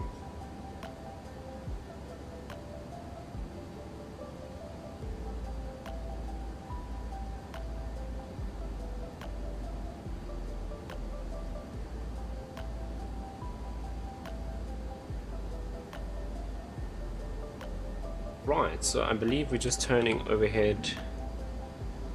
We're just past Frankfurt now, so we're turning on our way down to Munich and then into Austria. So let's start briefing for our arrival.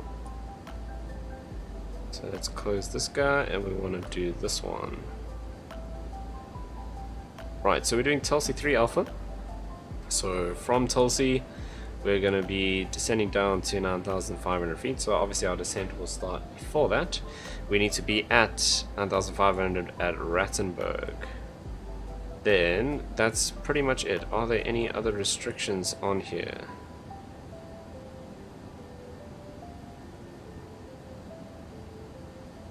Not really. So that's pretty much it. So 9,500 by Rattenberg. And then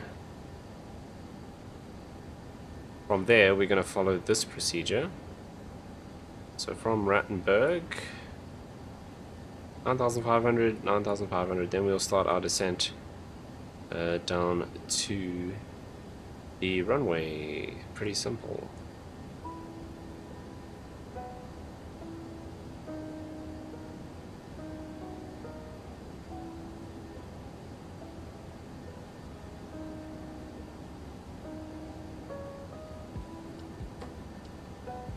Okay, missed approach. Climb to 11,500 feet. That's quite high.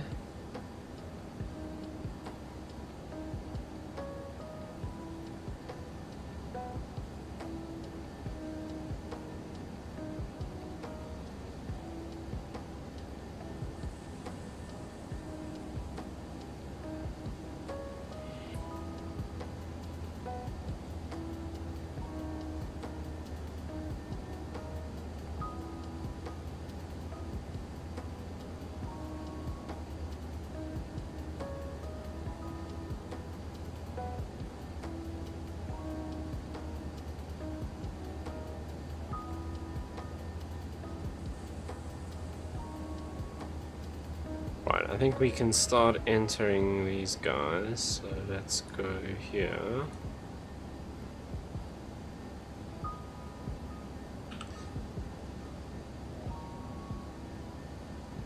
Okay, so let's check the weather. So it is still...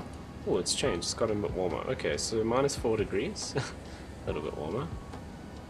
Right, QNH 1026. 1026. I'll put that in. Temperature is -4. Winds 0 at 1 degree, so pretty much nothing. And we are gonna do decision height 200 feet. Right, so that is our approach configured.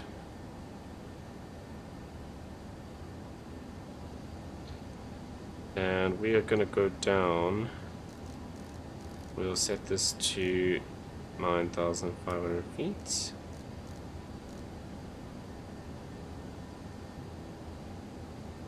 That's not what I wanted to turn. This one is. Let's turn this guy off. Put our constraints on. Right, so we are pretty much ready. Let's have a look at the aerodrome. So we're landing runway 26, which is this guy. So, is there a taxiway?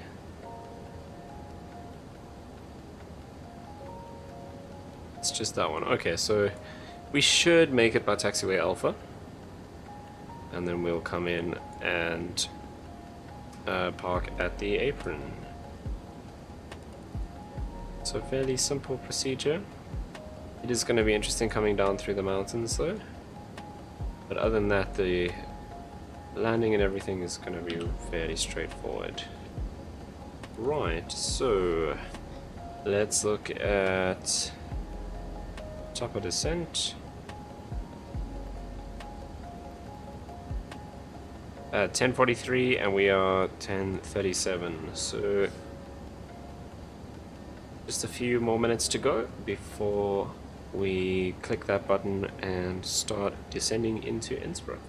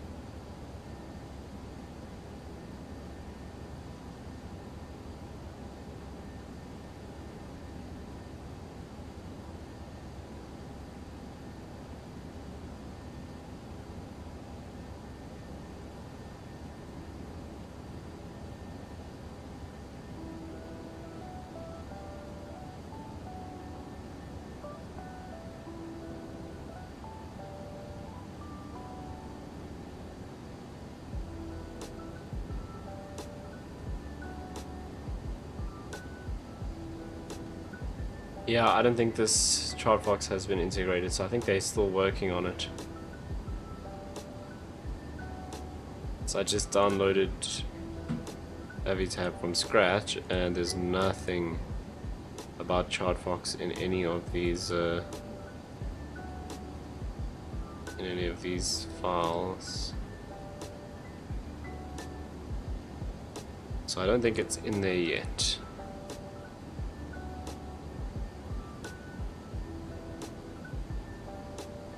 We'll have to wait for the next version, I guess.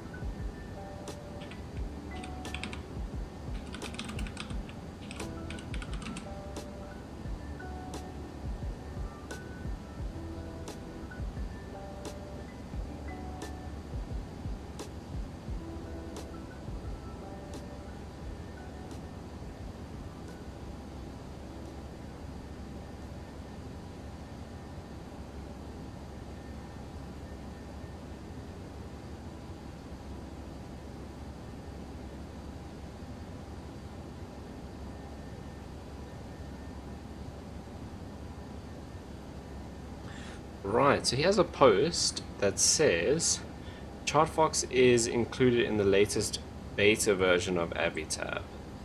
So it's not in the release version. I'm not sure how to get that one.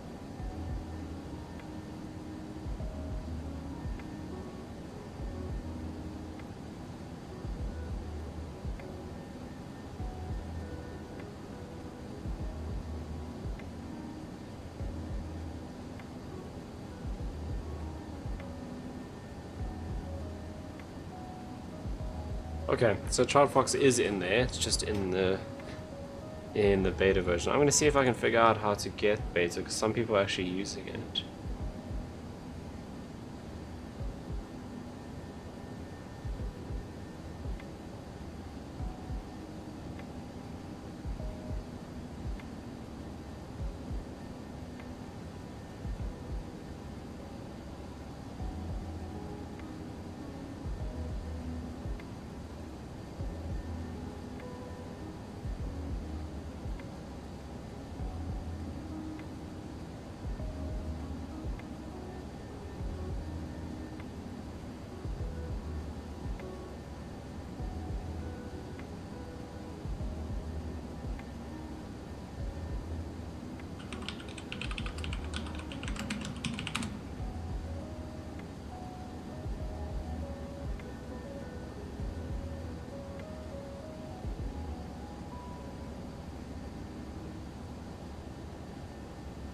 Right, time to descend.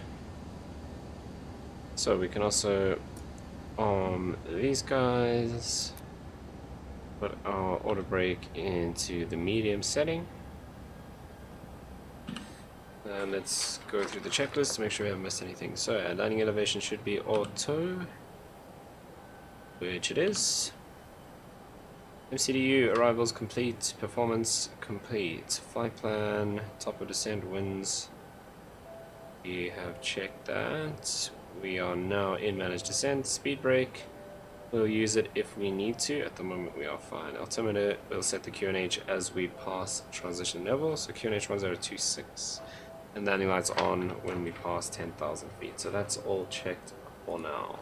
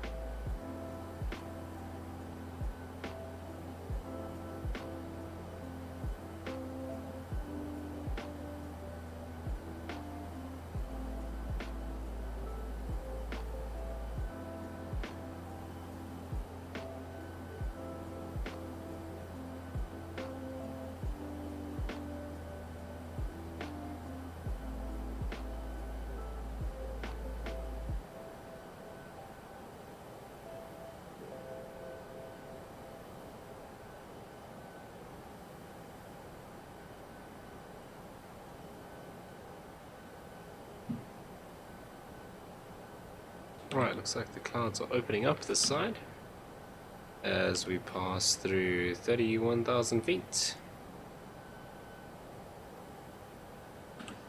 Cabin's getting a bit hot, let's turn these down. And we are right on our descent path. We're a little bit faster than we want to be, but nothing too serious at the moment. So we'll stay as we are.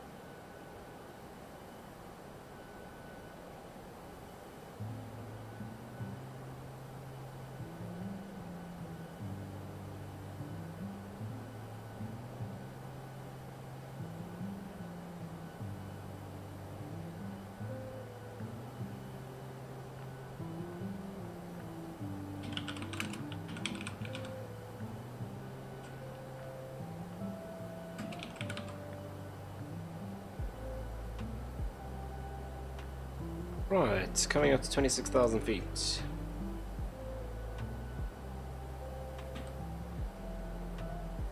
Okay, more clouds out that way. Nothing on the weather radar though. Nothing to be too stressed about. So if we look on our terrain radar, we can see those hills coming into view. Just behind the clouds there. And obviously, well, I say hills. They are definitely mountains. I think that's Munich.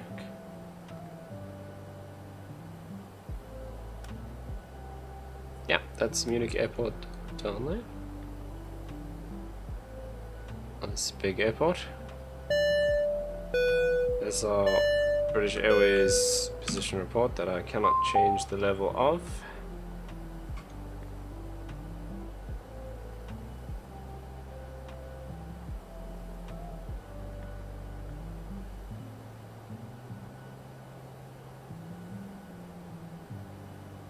We'll arm our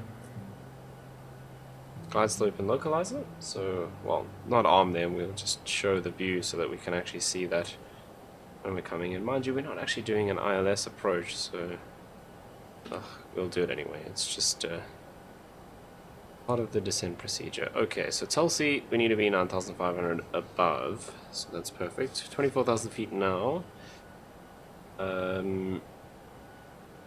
Let's go ahead and put the seatbelt signs on so that everyone takes their seats. Normally we do that at 15,000 feet, but because all of the magic starts happening here at 9,500 instead of like 3,000. I'm going to put the seatbelts on a little bit earlier than usual.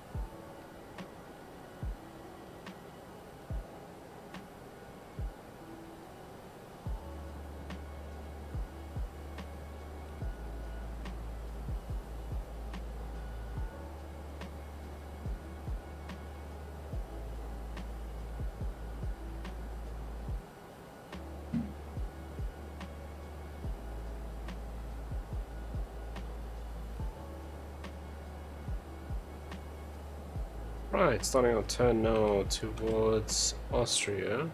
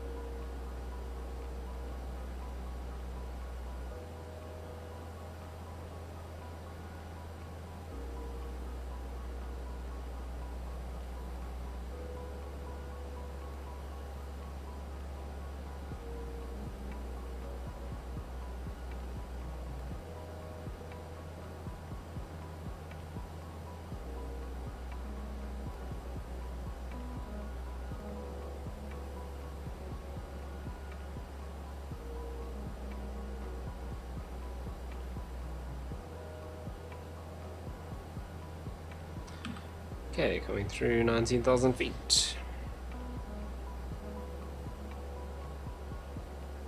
Right, so next thing is landing lights at 10,000 feet. Then constraint is on for the ND. Looks like we're coming back into the cloud layer now. We don't have any ILS, so there's no frequencies or anything to check. Speed is managed, speed brakes are armed, and we are pretty much set.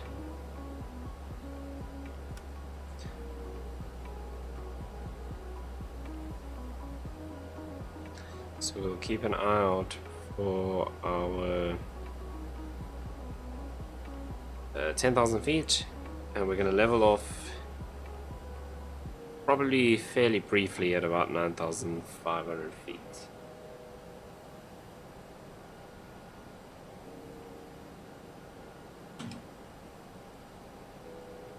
Okay, so Rattenberg is above 9,500, so we don't have to be exactly 9,500. Because it looks like we're going to be slowing down to our 250 knots for 10,000 feet just before Rattenberg, which is fine because it's, as long as we're above 9.5 at Rattenberg, we are good to go.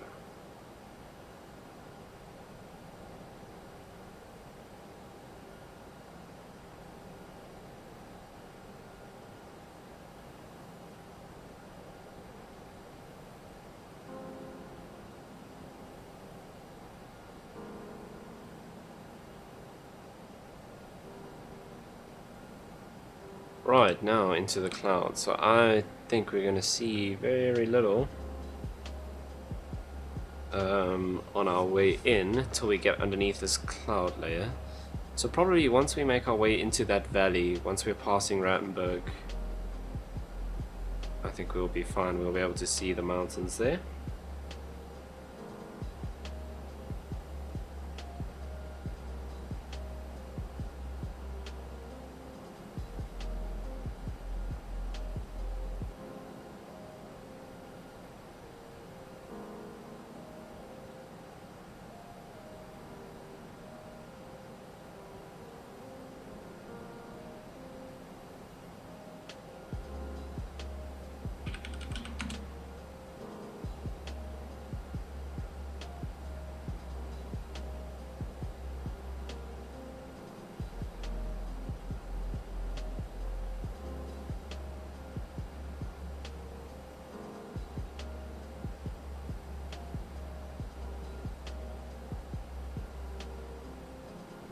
Okay, just through 15,000 feet now.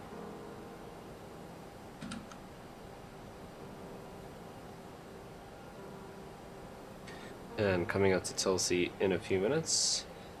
So let's have a look. Feels all good for Innsbruck. We're expecting Innsbruck in about 12-13 minutes.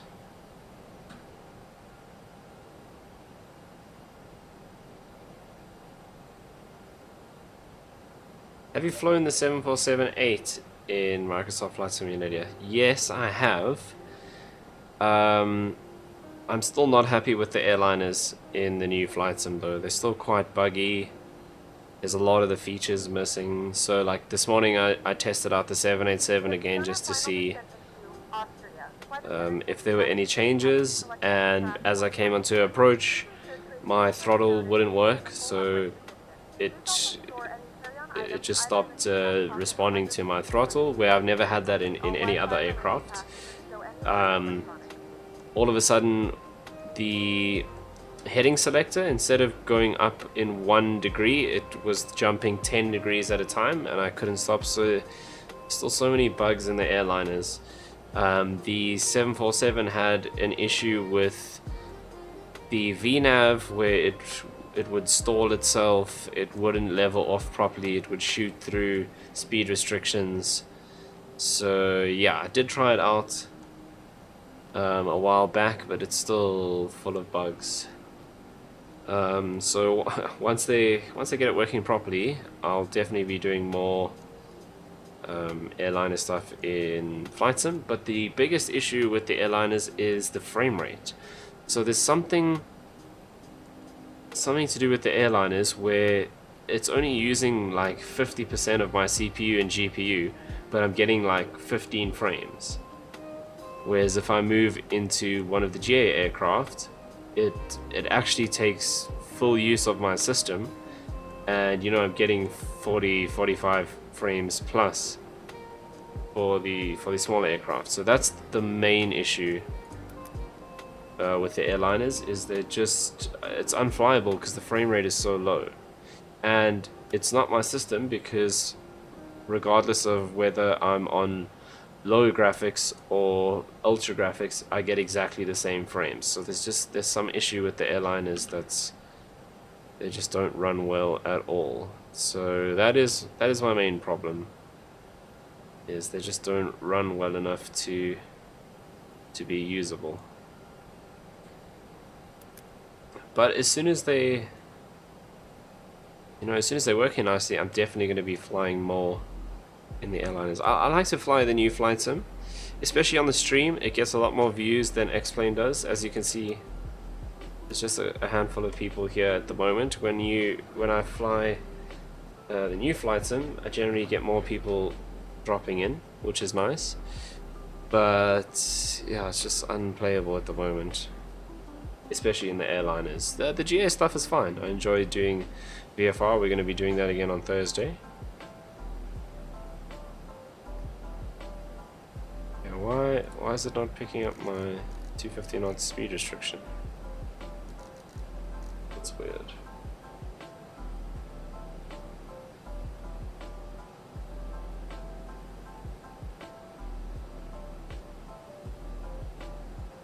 Right, here we go, making our turn now in towards Innsbruck. So that's Rattenberg.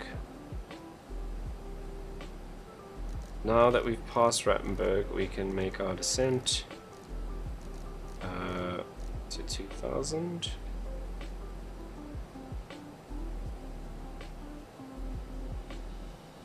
We'll obviously follow any constraints along the way.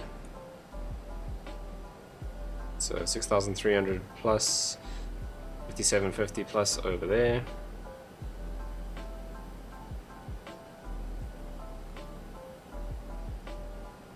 And we're going to start slowing down now as well as we come into the valley, and then we'll put up the, well, we'll put out the flaps and the gear nice and early here. Can we see the airport up ahead? I think the airport's just in there somewhere. Maybe it's, no, it must be further down. So that could be it over there.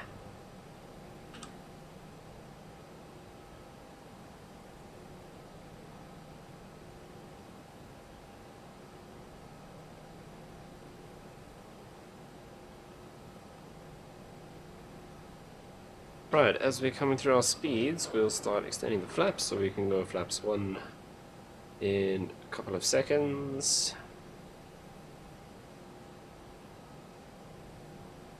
And flaps 1.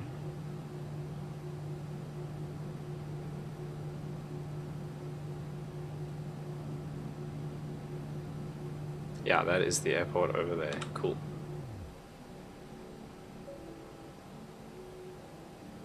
So down into the valley we go.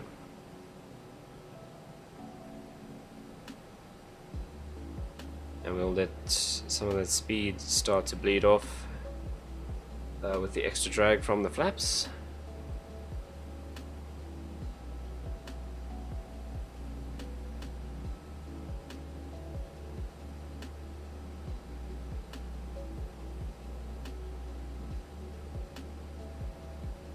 Not really slowing down, are we?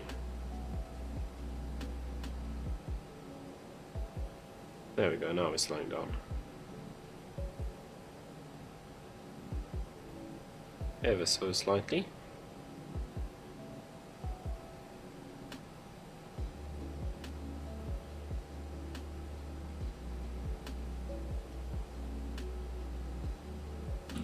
Okay, let's do a bit of speed brake.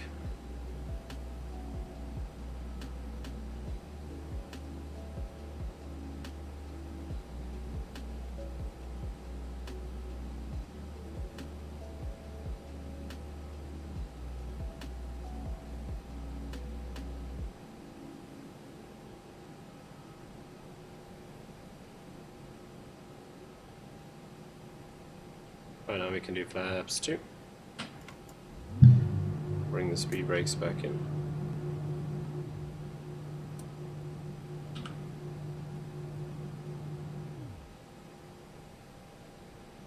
Right, while we're approaching here, let's quickly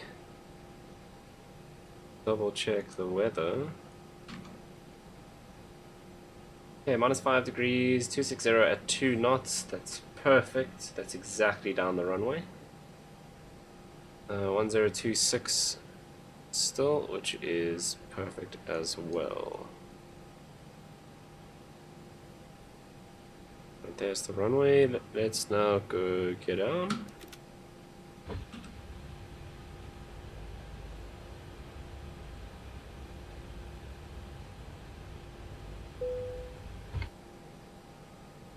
Okay, get on, 3 green, we'll go flaps 3.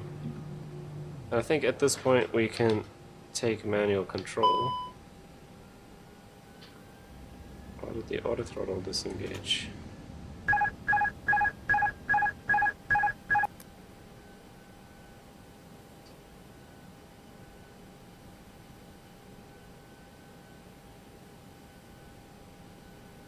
Right, we're gonna hand fly this now The rest of the way into Innsbruck, we'll go flaps full for good measure. And nice and slow on this last bit of our journey from London Gatwick.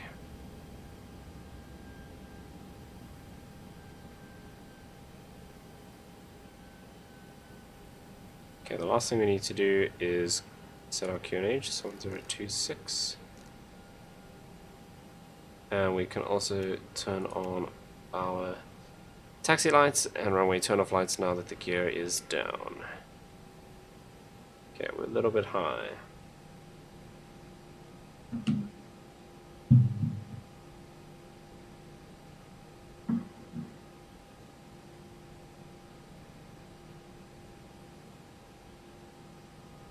Okay, there we go, back on our descent path, which looks good. Runway's just ahead of us at 12 o'clock there, so we need to line up slightly to the right here.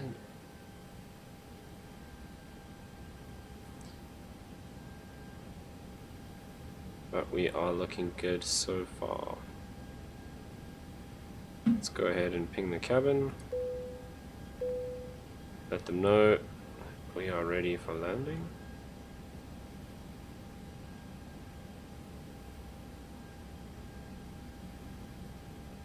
And now this gets a bit interesting because I cannot see the runway.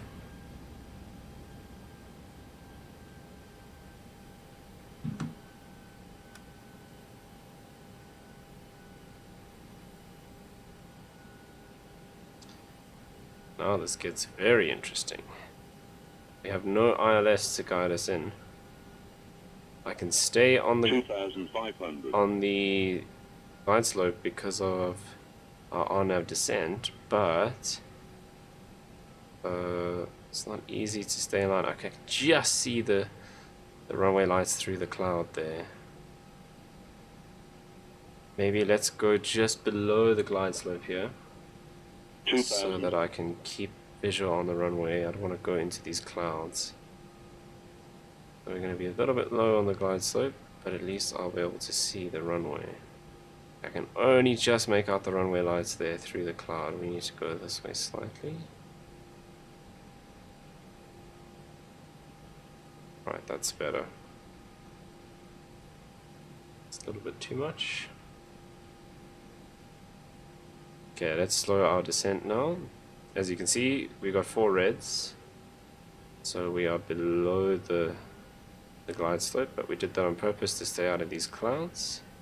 But let's slow our rate of descent now so that we can come back into the glide slope. 1,000 So yes, I don't know why our British Airways' software isn't picking up the flaps being set. It's saying unstable because we don't have the flaps set for landing, but they definitely are flaps set full. Right, so there we go, back on the glide slope. We've got 2 whites, 2 reds on the puppy lights.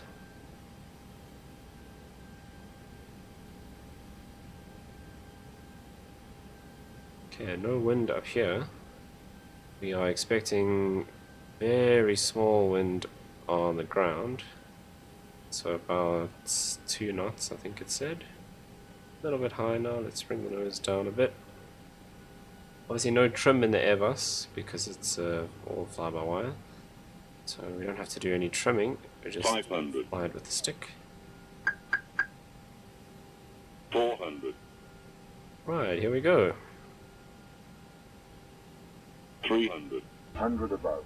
Coming up to our minimums of 200. 200 Minimum. Continue.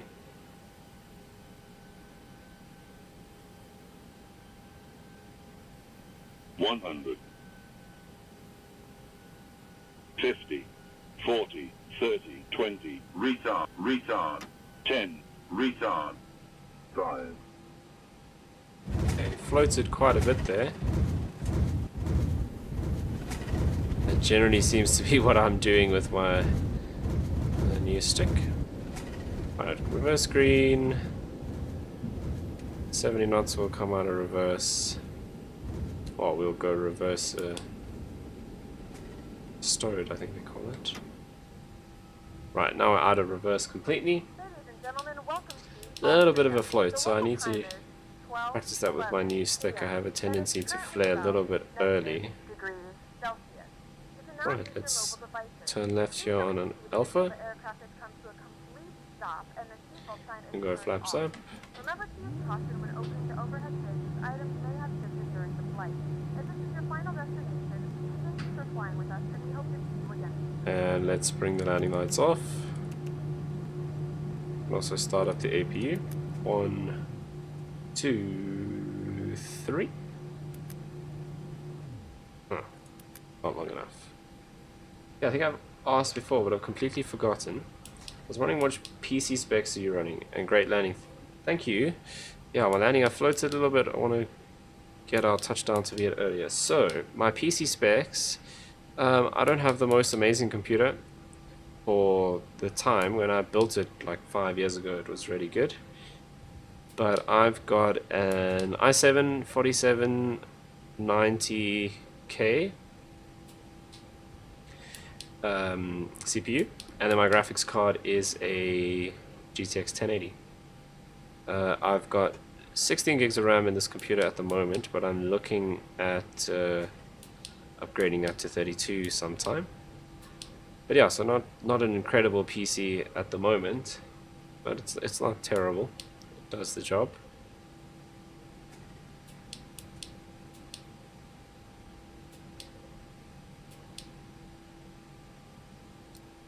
Okay, make sure the spoilers are retracted. Strobe lights can now come off completely. And we'll take one of these gates over here. So let's make sure after landing we've done everything. This can come back to transponder.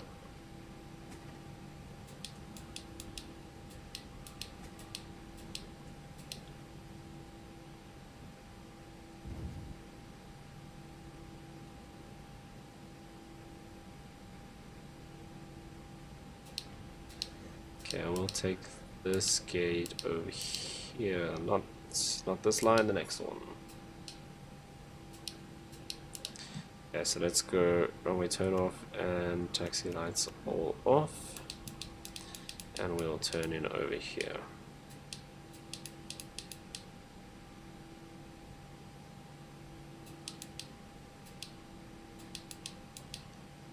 Whoops, a little bit fast.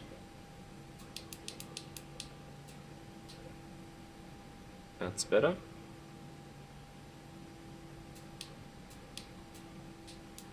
And we can stop right there. Parking brake set.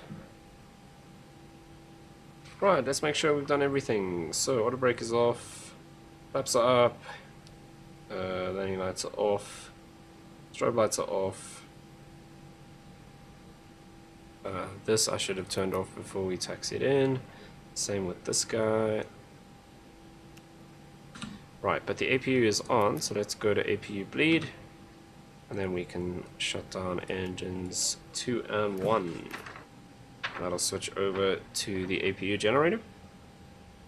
Okay, brake temperature, we have a hot indicator, so let's turn on the brake fans. Right, parking brakes are set, anti-ice was never on, APU bleed is on, engine 1 and 2 off. Runway turn off lights off, wing lights weren't on, nose wheel light is off, beacon we can turn off once our engine's spooled down. So actually let's go here and put this on. Right, our engines are safely spooled down, so let's go beacon light off and seatbelt sign off and fuel pumps all off. Right, transponder, we'll come down here, we'll set 2000 and standby.